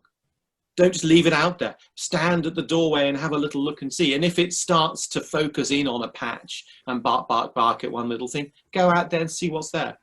Just intervene if you need to. And if you've got a dog which is the perennial hedgehog beta, then if you care for the wildlife, if you care for the nature in your garden, take your dog out on a lead for its nighttime run. You know, all of these things are quite dealable with. And we'll end up creating a space which gives it a bit more time for nature. And very last question, I suppose, is it? I mean, we've read about that. Is it right that when you see a hedgehog out during the day, there may be something wrong with it? So the British Hedgehog Preservation Society has a list of around 800 different hedgehog carers around the country, and there are many more. If you find a hedgehog out in the day, it probably is poorly. And there are some key things to look for. Hedgehogs don't sunbathe. If they're out looking like they're sunbathing, then something's definitely wrong. If they look a bit drunk, then they're hypothermic and they're just wobbling, and something is definitely wrong. If you see an adult hedgehog moving across the garden in a deliberate manner during the day, that's much less of a reason to panic, because they could have had their nest might have been disturbed. There might have been, certainly heavy downpour of rain will disturb nests, and you'll find hedgehogs moving around the place like that. If the hedgehog is out in daytime, but it's 7 or 8 o'clock in the evening, again, don't panic. It's when if a hedgehog is out, I say, looking lethargic, looking wobbly, it's being bothered by flies. All of these things are absolute triggers. And one of the most frustrating things I have, I run for my sins, I set up a Facebook group, because the change.org petition site, when it got beyond, 500,000 people, chat beneath each update just was unmanageable. And so I set up a Hedgehog Highways Facebook group, which is now grown to over 8,000 strong. And it's just largely self-managing. But I will get people writing on there and saying, oh gosh, we've seen a hedgehog out in the day, looking lethargic, looking wobbly, being bothered by flies. What should we do? And the most frustrating thing is people do that, having left the hedgehog out there. They've come in and done. So don't do that. You see a hedgehog like that, put it in a box, then ask what you should do next. Simply because it could toddle off into the undergrowth and just die quietly in there, and you may not find it. So get the hedgehog in the box, get in touch with the British Hedgehog Preservation Society through their website. It's got a phone number on it. The phone number goes to a phone tree, and you will find your local hedgehog rescue very quickly.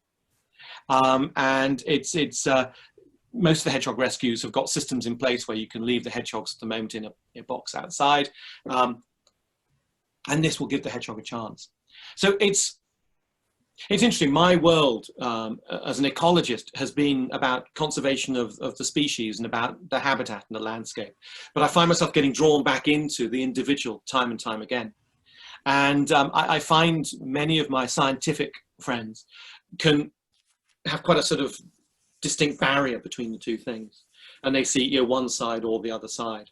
But I'm very, I feel very strongly that actually each of those acts of kindness, now whether it saves that individual hedgehog or not, isn't necessarily the issue. It's the moment of connection that people have had with this fantastic creature, which maybe will trigger them into doing far more. You know, I'm looking at people, you know, I want people to turn into you know, vegan climate change activists because they cuddled a hedgehog. These are the, you know, it's the first step. You know, beware. You might end up becoming like Greta at this rate. But yeah, those little moments are really important of connection. And if you've got kids, get them involved, get them seeing it, get them having a look, because, you know, right from the beginning, it's been those moments when you slow right down and you can actually see, look deeply into the eyes of another creature. Something special can really happen. That's brilliant. Thank you so much. Thank you, Hugh. That's been brilliant. Now we have a 10-minute coffee break, and then we're going to have Mike Pratt talking to us from Northumberland Wildlife Trust. So if you are able to hang around, or definitely come back for, you know, 10 to 4 when we do the final wrap up of the event, that would be brilliant. And thank you so much, Hugh. I say if we've got any more questions that we come up against, we will share them. And if you could answer them, we'll send the answers back round to everyone who we've missed. So we're going to take a short coffee break, and we'll be back at 3 p.m. So thank you very much, Hugh. That's a pleasure. Thank you. Thank you.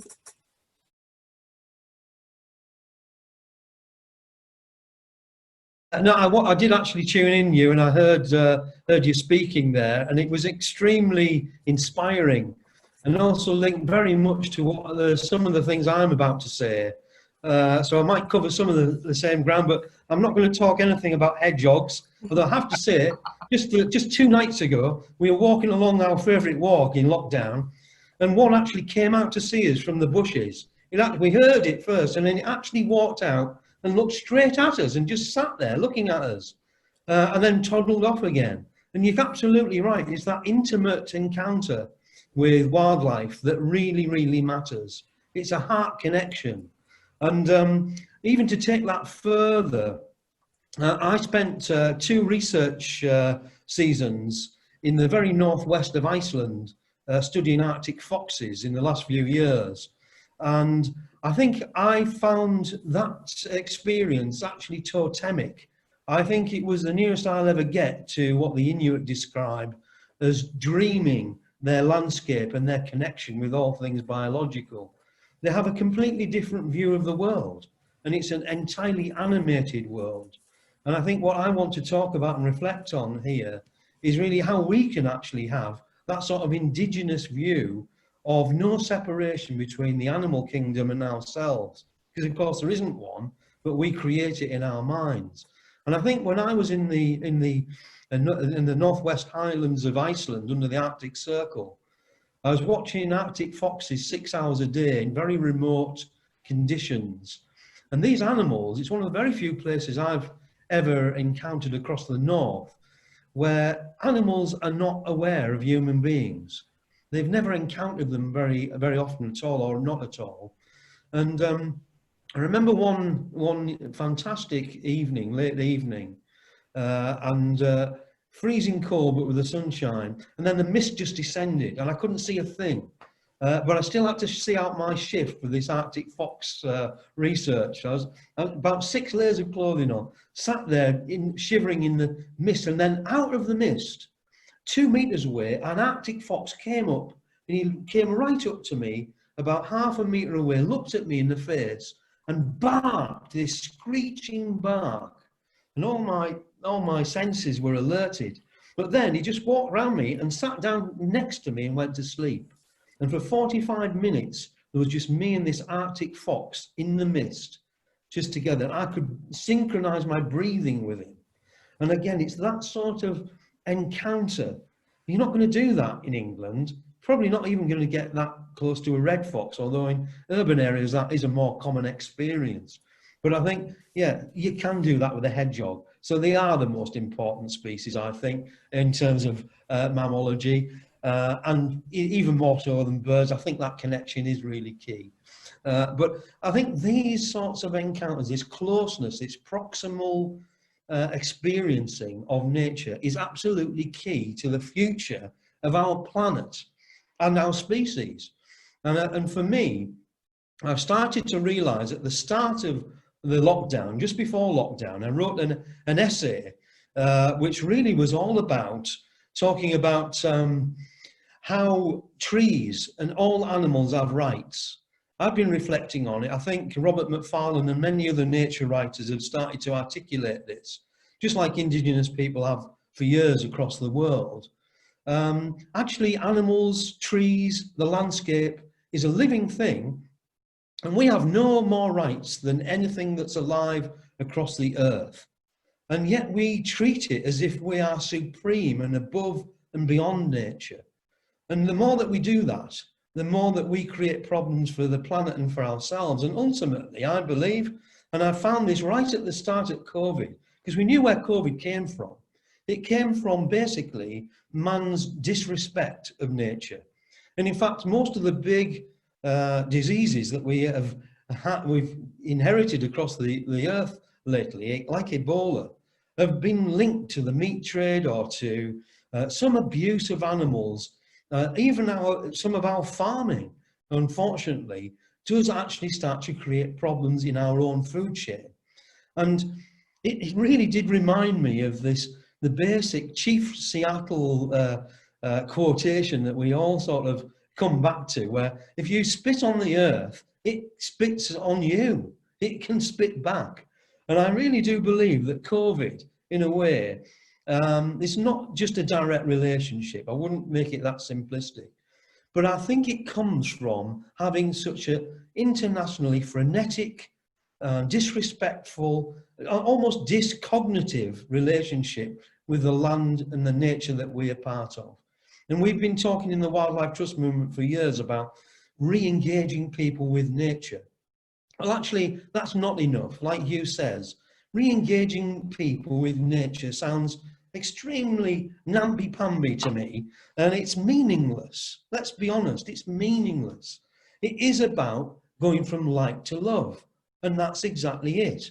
It's not just about love, really. It's sort of like not the love that we might have for a partner or a friend, or even for a pet. It's much deeper than that. It's really about having no other attachment. It's really almost a spiritual love for the animals and nature that I think we really need to return to. And we don't need to have a spiritual belief, but I absolutely do feel that we need to have that deep connection. So it is absolutely feels part of us. So why would we hurt it? Why would we want not to do the best for nature?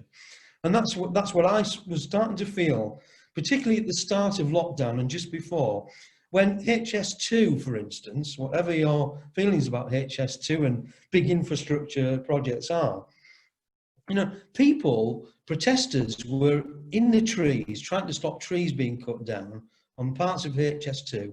And even at the beginning of lockdown, when everybody was frightened and we couldn't even go out really without feeling uncomfortable, yes, it was still allowed. It was still quite allowed and fine, sorry, for developers to go in there and cut down ancient trees. That was seen to be an acceptable, in fact, an important thing to do in a health crisis. That all went on. Just like before that, the trees in Sheffield, the street trees of Sheffield, for no good reason other than really somewhere some politician made a decision that we had too many old trees which could be a bit dangerous in the city. They chopped loads and loads of ancient trees down, street trees, and changed the scenery and the landscape and the atmosphere of Sheffield in one go. So we just do these disrespectful things all the time, and it's going on. You know, so HS2, all of these things are still going on. The disrespect is still happening, and it will do for some time. I was feeling quite down about that, I think, right at the start. But having gone through lockdown like everybody else, I actually started to get more into the wonder of nature again. It was back into noticing my local environment.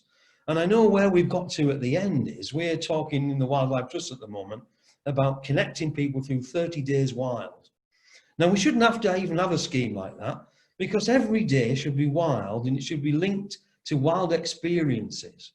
We are trying to get people maybe who don't do it naturally to reconnect with nature day after day by having random acts of wildness, you know, me-wilding, if you like, rather than rewilding, going back into nature and doing one at least significant thing to benefit the natural world and yourself. And all sorts of events and activities linked to that. But that will work with a lot of people, and it certainly will bring people back in. But at the end of the day, you know, that should happen just because we live and want to be in and around nature.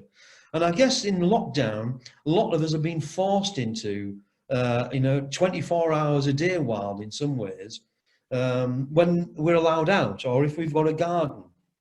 It's not as easy if you haven't, but you can look up, you can look out, you can step on, into the yard or on, look out the window and experience nature everywhere. So there has been a lot of that. And people in lockdown have been sustained by nature to the point where I think more people than ever have started to, you know, maybe go back to regress a little bit, go back to their childhood that Chris Packham and other people have been talking about, and Yola Williams. I do remember the same thing. Bird nesting, finding things, touching things, realising there's so much there that perhaps we've forgotten. And some people may never have connected properly with. So in the lockdown, in your daily exercise, and maybe twice or 3 times or more a day now, that has started to happen. I think it has actually started to initiate some change, which goes back to rebuilding that relationship with nature. And I'm building here towards a conclusion which I hope will say we will, after COVID, have a different relationship going forward with nature, which builds on that basic respect, but also the basic needs of us to be part of nature for our own health and well-being. And also for the intrinsic value of everything that's alive on the planet. So we'll go back to that. But you know, what relationship have people built up? Well, I'll tell you what my relationship has been. I'm already a wildlife enthusiast. I'm the converted in every way. But I had a special relationship with the landscape just where I am now living, but was living just a few miles out of until recently. Every day, my partner and I would walk out for about 3 miles around the cliffs and the fields around where we live. And it was amazing because I'd been talking right up to the point of lockdown and for years actually about the lack of abundance, lack of diversity in wildlife. Well, actually, as spring unfolded, actually that wildlife just came out of everywhere. All the species I remember as a kid, and many more new ones besides, were all there. I was really, really reassured. So, you know, everything that I would have expected in the past was still there. And it was there in abundance or apparent abundance. And I think that term is very important because there were song thrushes singing in the garden, chiff chaff. We had hedgehogs on the webcams that we put out. We had bats flying up and down the lane. We had barn owl, short-eared owl, little owl. We had lots of hares every night. We had a peregrine falcon. Every few days we'd see a peregrine fly past. Now this is a really hot spot for wildlife, but there are loads of those across the northeast.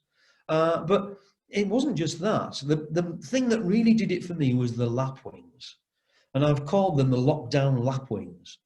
And that was that watching lapwings just starting to breed in one field near the cliffs where I live, and actually seeing them all the way to fruition when they actually raised their first chicks and then moved on to a new territory. That was absolutely spellbinding for me in that time. I'd never seen, I don't think I've ever done, in all the wildlife watching I've ever done, just traced the beginning of life, or even before the beginning of life, the whole behaviour of lapwings displaying to one another, making their little scrapes in the field, tipping their bottoms up to show their red rufous undercarriage to each other, which is very strange, but why not? All of that, right through to producing the eggs, sitting patiently on the eggs every day, watching that, sharing that feeling of concern for life being incubated, right through to actually coming out the other end and then walking around the field. All of that, just in one species and one field, for me was totally magical. I'll never look at the lapwings the same ever again. They mean so much more. And the same thing happened with fox cubs, actually. We had amazing views of fox cubs. And then something happened to them. And we think it was human intervention on that case that stopped them.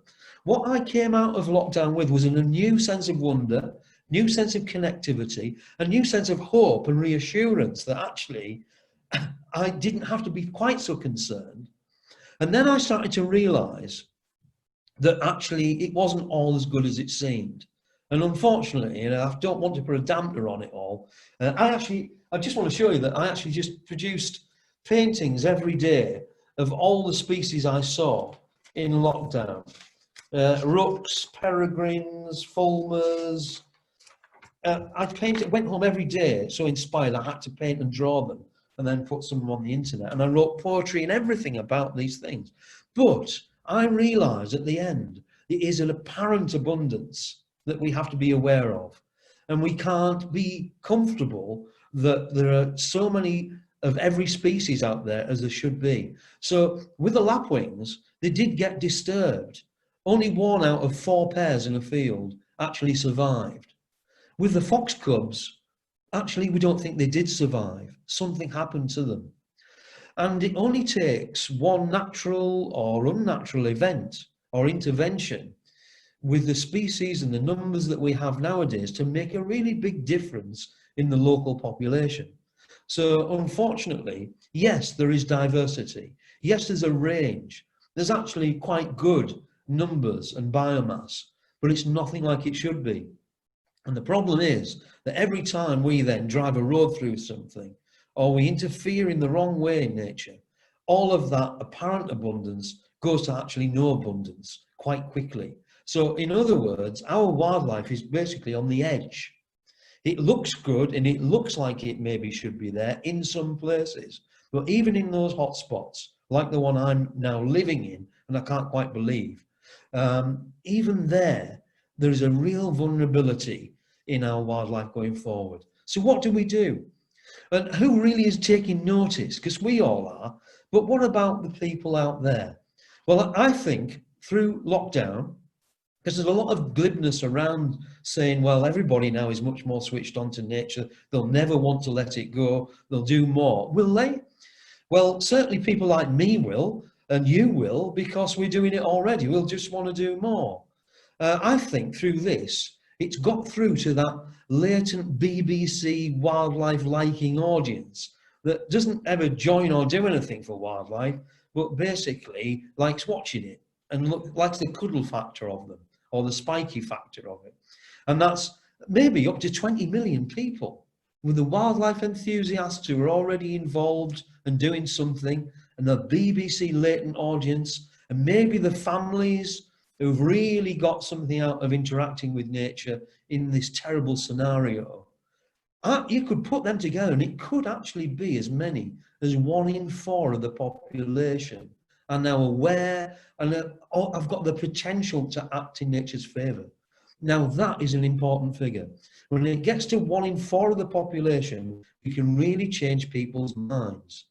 That activism starts to become realism, and that is where we need to get. That's what Greta and everybody else is fighting to achieve, is turning 1 in 4 people on and to actually do something, not just to watch or see or enjoy, but that to get that far. And I believe, just like with the lockdown lapwings for me, it's re-engaging people with that wonder, and that's where light goes to love. And not just love, but really absolutely unabridged love for everything alive, more than just the individual and your individual relationship. A whole new respect, if you like, for nature into the future. So that's what I'm hoping that we actually do get to. I'm asking really not just for a change, but a new paradigm in terms of the shift that we have in our relationship with nature. I think it started. So you could actually say that the lockdown, in a sense, has done us a favour when it comes to this engagement with people and nature. And it is about these empathic steps. There's no two ways about that. I'm pinching one or two phrases there. But I would also go as far as saying it's also about looking at the earth as one big metabolism. It is the Gaia theory coming alive. And we don't have to, again, imbue that with lots of spiritualism or whatever. You can think about it in whatever way you like, but one thing or another, one way or another, our human species, which has created a massive imbalance across the earth, has got to do some Gaia rebalancing. Gaia rebalancing. We've got to look at the whole planet as one and start to feel part of it again. And when we do, we'll be able to solve all of the three crises which are really totally connected through this. One's the health crisis, and it's not just the COVID one. Our health was pretty, tired and run down across the world already, and is in terrible danger of all sorts of pandemics and other things all of the time because of this disrespectful relationship. On top of that, there's an actual practical well-being, the chemistry that being in nature that makes us happy, being out there, which again, Chris Packer on Springwatch did a great exposition of the other day.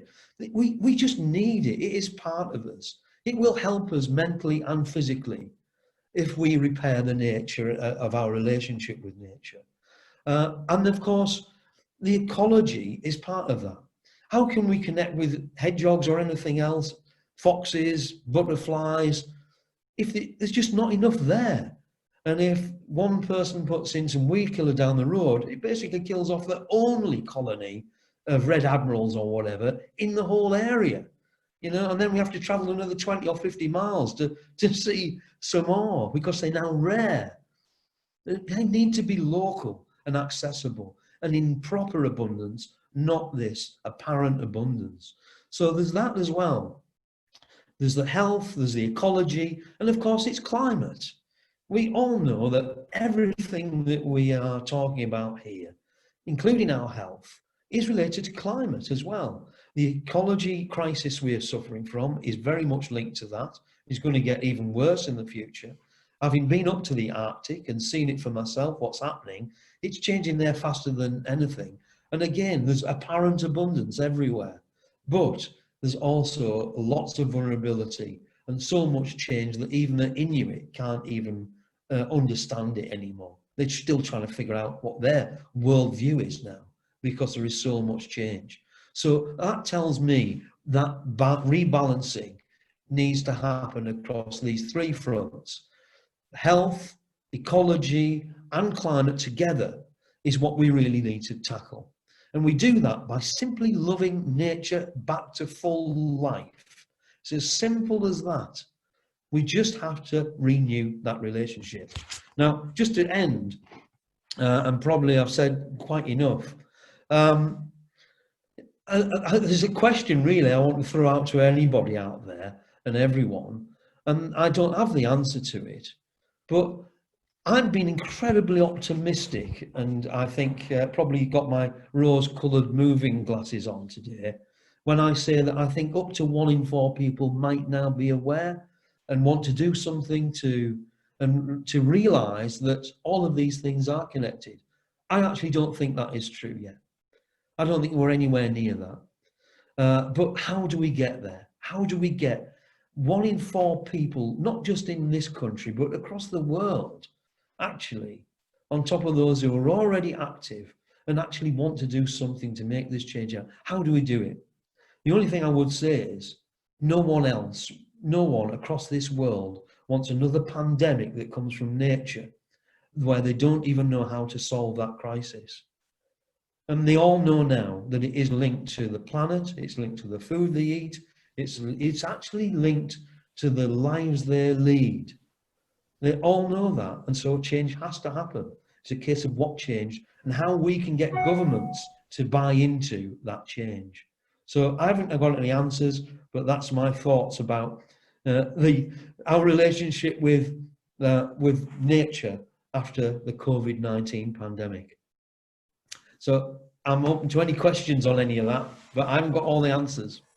Thank you, Mike. Mike, I really do appreciate you joining us as well. We really do. Thank you. Honestly, I know it's been a tough couple of days. You've been busy, but we you know, we've worked together a long time. You know, we've done a lot of things in the past and a lot of events and awareness raising in the past in many different lives. And I think it's frustrating, isn't it, to see that we're still here now talking about the same things that we were trying to do 15, 20 years ago. So that is frustrating. And I think I share your complete view about we need this much more holistic way of looking at things and joining everything up. I mean, that we can all see that, and it is very frustrating when that isn't happening.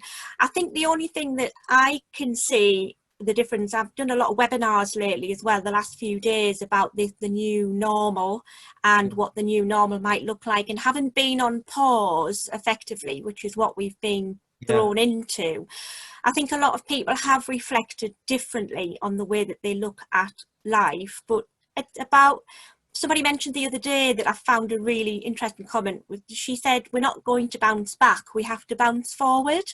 And, you know, and my friend Annalisa said that, and I'm just very, very intrigued by that, because we just absolutely have to bounce forward differently, don't we? We can't go back to the way we were. We just can't. I think that's it. And when we say we, it's all of us, obviously, because none of our lives were perfect in the beginning. It's not as if we were pure greens in a sense of, I'm sure, in all the way we live. And I guess even the Inuit aren't either. No human on this earth is without responsibility for how they could manage the planet better. But it's actually, where does the change come from, I think? And I think when we keep talking about the new activists who are often associated with Greta, but much more widely than that, and it's across all generations, we must always remember that. It's not just about young people trying to wrestle their future forward. It's about now as well. And even people who aren't born yet. It is about everyone acting together to make government change. I mean, obviously, the big decisions can only be made by industrialists and economists and politicians, but they only do that through public pressure. They start to change. And when you look at the history of activism, that's where it does happen. It does start with grassroots, by the demand of people actually just demanding difference. But we will have to follow it through. Actually, as someone who's travelled extensively, flying across the world to see all sorts of things in the past, I won't be doing that anymore. And I really don't want to do it. And I'm actually quite pleased, apart from the people who are losing jobs and livelihoods through it, of course. But I'm pleased that all those aeroplanes aren't taking off. And I'll be actually quite sickened when they do start going again. And so, we've got to, that's up to us. That's up to us. How many holidays do we buy to fly around the world now? How many should we be allowed to? And I think we've got to make different decisions in all of our lives to start to demand different things from the people who make those decisions. It's not easy, but I do believe there is a simplicity, and I think Hugh was getting very close to it with what he was saying. You can talk forever about all of this in the most complex, joined up, holistic way you'd like, but actually it just comes down to that nugget of interaction where you sort of say, after you've had that experience with a hedgehog, an Arctic fox, whatever it is, it's just about thinking, I cannot lose this. And thinking that actually you have an effect on it. You have an impact. You have a choice to make, which will stop you losing it. It has to be so important that we want to keep nature. And when it is, we will cherish. We will absolutely, that's really what we really need to do. We say love nature, but we have to cherish it. We really do, through and through. When we do, then actually we won't have any of these ecology, climate, and probably a lot less health problems than we've got now. That's what I like to think anyway. Yeah, I mean, we've had a couple of things, we've had a couple of Q&As coming through, Mike, and a few things on the chat. Certainly people on the chat are looking at things like, we're saying things about getting increasingly anxious when we start to hear about, you know, and seeing the mowers on the verges. I mean, simple Yeah. things like Yes. local authorities just opting to leave the grass verges and leave some of the areas in sort of urban areas as well. Yeah. Just leave them. It's an incredibly hard thing to convince them to do, but we are all working on it. I mean, we all have our own ways of doing that. But, Yeah. you know, they need to think differently. Everyone needs to think slightly differently. And that's difficult because change is always difficult, isn't it? It is, and I think you're right. It is the small things that matter. And wildlife trusts are obviously RSPB, others. Wildlife trusts are local. They're very much about influencing local change like that, as you are. And we just have to keep talking, and we do have to keep influencing. I have to say, local authorities have come a long way from the 1970s and 80s, which, you know, when it was much, much worse. So there have been improvements.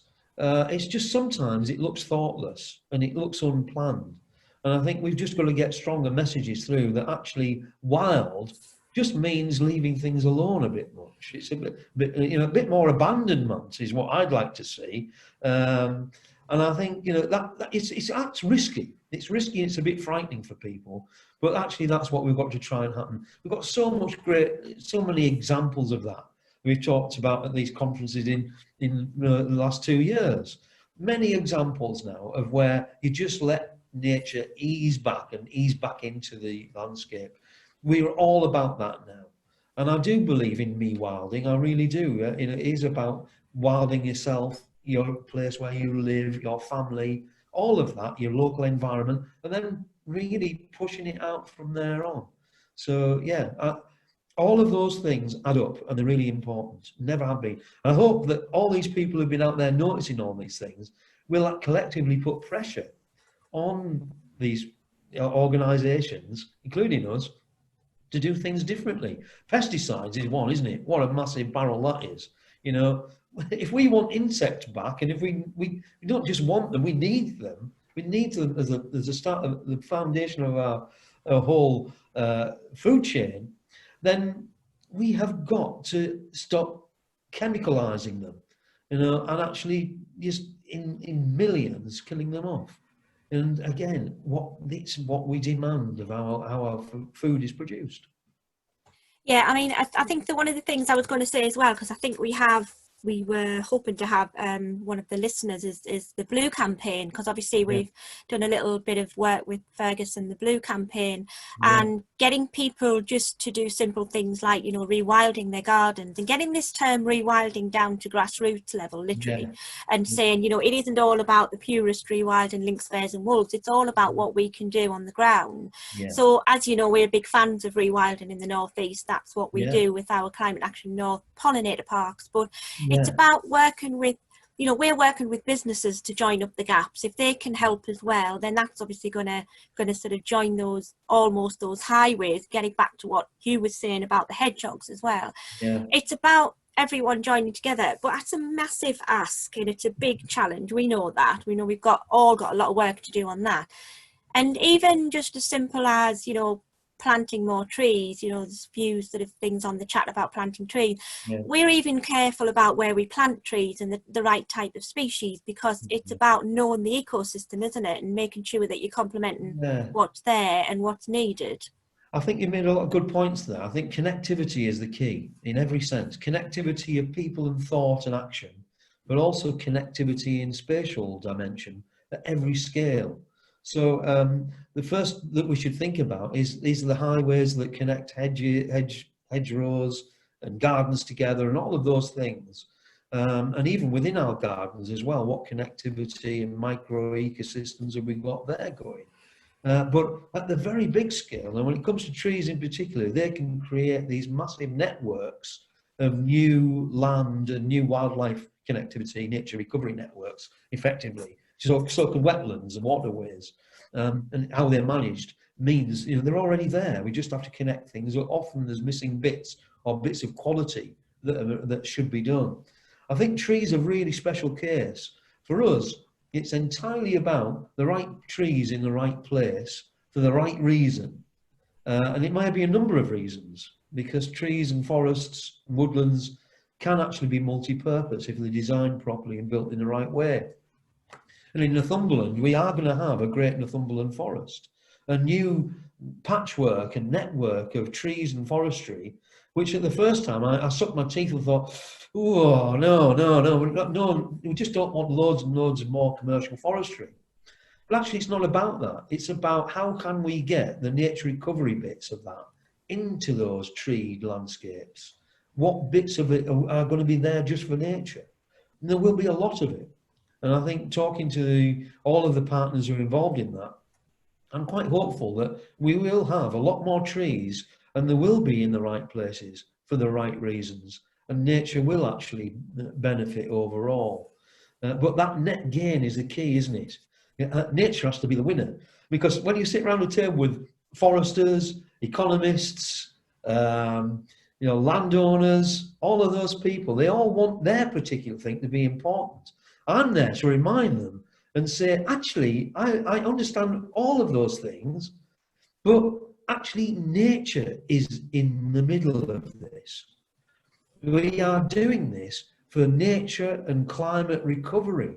That's why we're planting trees. Yeah, it'd be nice if we could also make money out of it as well, and it would look nice in the landscape, and the foresters would be very pleased about it as well. Yeah, we want that, but actually, I don't want it if nature doesn't gain from it. Big demand. Big demand indeed, but not impossible. I think we just have to keep plugging away and trying to get these people on board. Yeah. I think it's a big challenge. We know that from the work that we do with businesses and construction developers as well. It's all linked. It's all inextricably linked. It has to be. They have to work together. And they're on the right page. All of them are doing that. I mean, the partnership I'm talking about, the commercial sector for forestry, wouldn't want it any other way either, because they want people to want those forests in the right places anyway, and get them planted where they can and have the land supply for it. So it has to work from all these angles, but nature has to be the ultimate winner, basically. Yeah, definitely. I think it's really good. It's really been good to chat to you about that as well. And if you're going to hang on, I think we're going to eventually invite some more of the panelists back on screen. If people can start dialing in, that's great. Amy's coming back, and Hugh and Sacha, and we'll have a little collective end discussion. But one thing I was going to say, Mike, is that we never mentioned any of your books. You said because I was showing people books just before you dialed in, and I was showing them this one. Can you remember this one? My Wild Northumbria. I do indeed. Yes. Really good book, isn't it? So I was just saying about we were after sort of recommendations about books. It was a really good one. I enjoyed reading that. Are you doing any more lately? I am actually. I'm writing one called The Northlands at the moment, which is all about travelling in the Arctic before all this sort of last few years kicked off. But all about all sorts of wildlife, but a view of the North from and all of its nature, really, and what it means to us. Because we might never even go to the Arctic, but we all like to know it's there. And that's the important thing. We get a reassurance factor from it. So there's a lot about that. And I also, I got a small poetry book out on that last year as well. And I've been writing a lot of stuff while I've been off. So who knows what might come out. But I enjoyed doing that book because it was a journey really from one end of Old Northumbria right down to the south into the Humberside, and really looking at all of the wildlife in that whole landscape. And again, what I concluded then a few years ago was that basically all the things you'd expect are still there. It's remarkable. We live in a very, very nature-centric part of the world. It's just we wish and hope there would be more.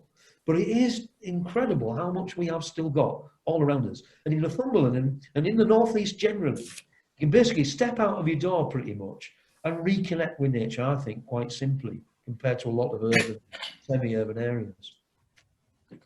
Well, thank you for that plug. One book I would really plug at the moment was Wild Child. Wild Child by Patrick Barkham. It's an absolute brilliant read. And it really reminds us about how important it is to get children really linked to nature from a very early age, to really culture their natural curiosity and link to nature and wildlife. I would really recommend that. Has that one just been released though, Mike? Has it? Just about 2 weeks ago. Yeah, literally. Yeah.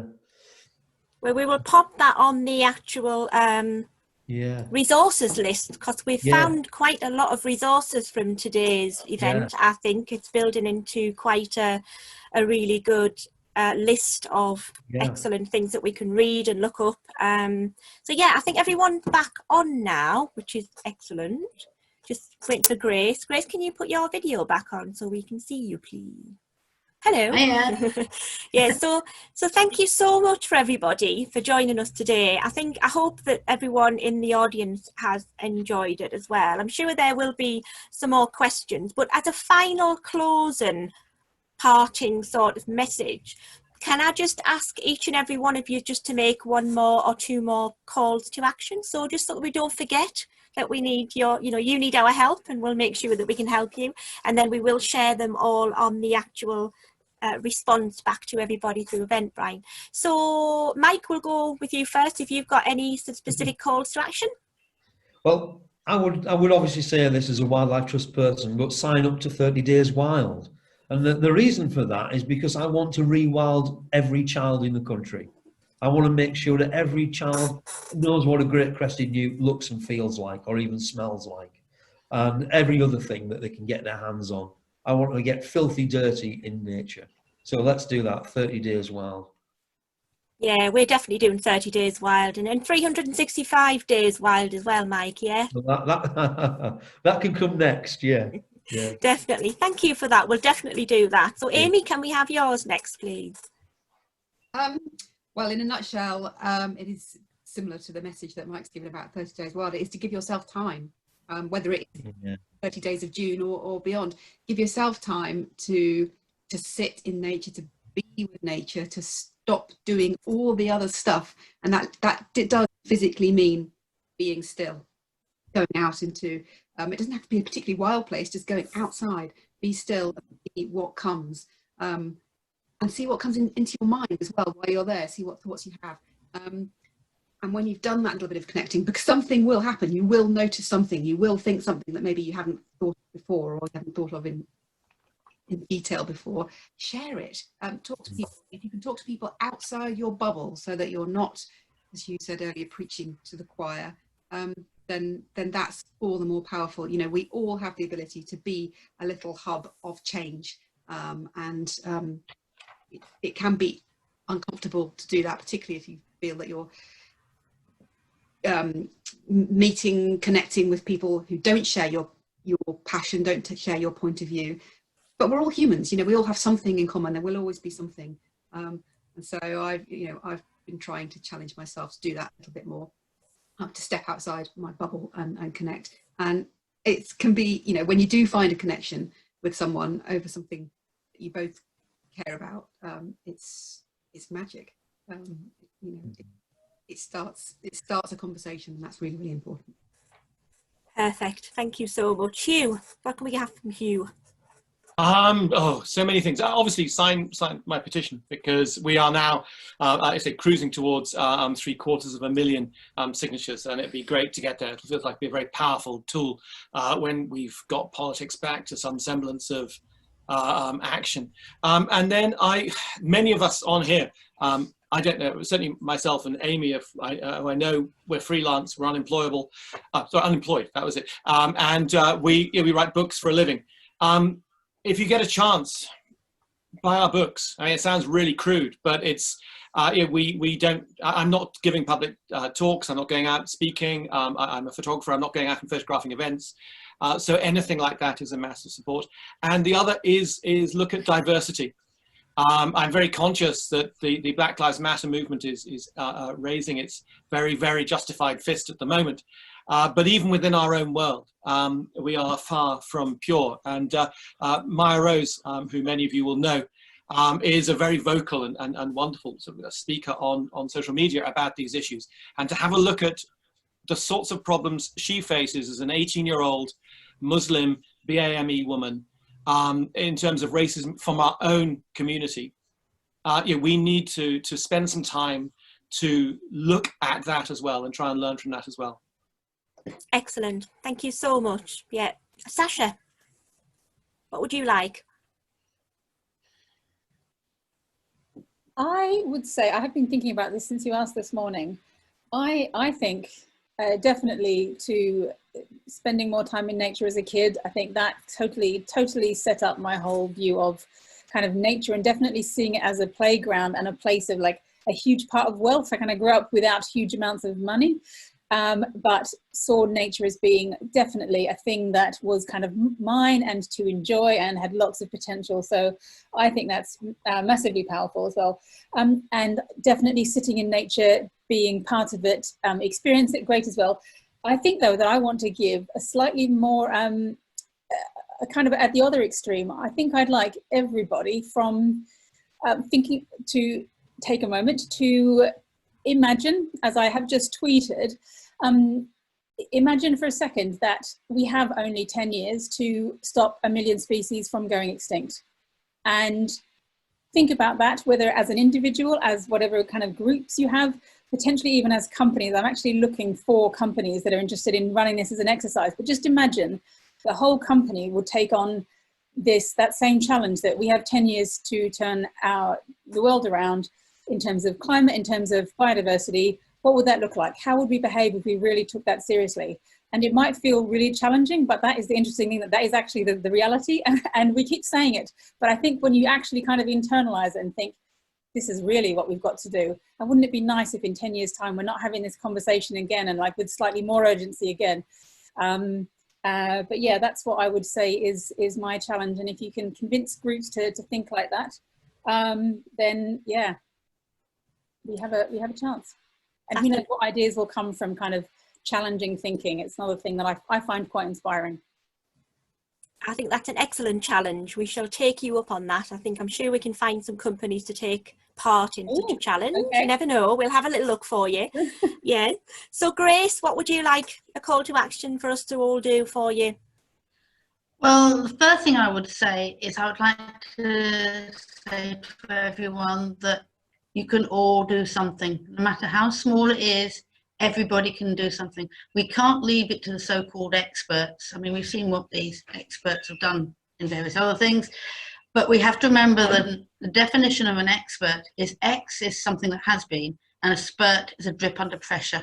So we don't want to leave it to these people. We can all do something, and we have a responsibility to do it. From the Otter's point of view, I'd love to see people going to our website and seeing what we do and supporting us. Sign up to the update. Send us your records, donate if you can. If you can't, just help wherever you can and take part and realise that we're all part of the world's community. There's no individuals, we're all linked together, so just get on with it. Excellent, good message. We shall certainly do that. And Alan, what would you like us to look at for you? A couple of things I would suggest. One is on a very personal level for each person, to do something positive that expresses their love for nature each day, whether it is picking up a piece of litter or appreciating a flower, just saying silently to the flower, thank you for being so beautiful. That has an effect. It creates a positive state of mind and brings more appreciation into the world. So there's many ways to do that. It can be done personally, every day by every person would be wonderful. On a different level, I'd just like to encourage anybody who feels inspired to, my wife and I are running a couple of rewilding workshops, week-long workshops, one in Glenafric at the end of August, assuming that the coronavirus lockdown restrictions have been lifted by then, and then another one in May next year. So if anybody wants to really have an in-depth experience of how to set up a rewilding project, how to develop one, that's what this is designed for. So for people who want to take a much bigger step, that's one thing. Well, I like the sound of that. I like the sound of the rewilding course. I might actually have a look at that myself. That sounds really good. Information's on my website. I will check it out, definitely. And we can share everyone's websites as well, and just get this resource list going for everyone to have a look at. And we'll share it wider across our networks as well, which, you know, we've got quite a good network in the north and beyond. And I just want to say thank you to everybody. I mean, this is the first virtual sort of conference that we've done. It has had its challenges, but we have to start somewhere. And we're so pleased that everyone's joined us for today to celebrate, you know, World Environment Day, Time for Nature. So it's just great. Thank you very much for joining us, and happy World Environment Day.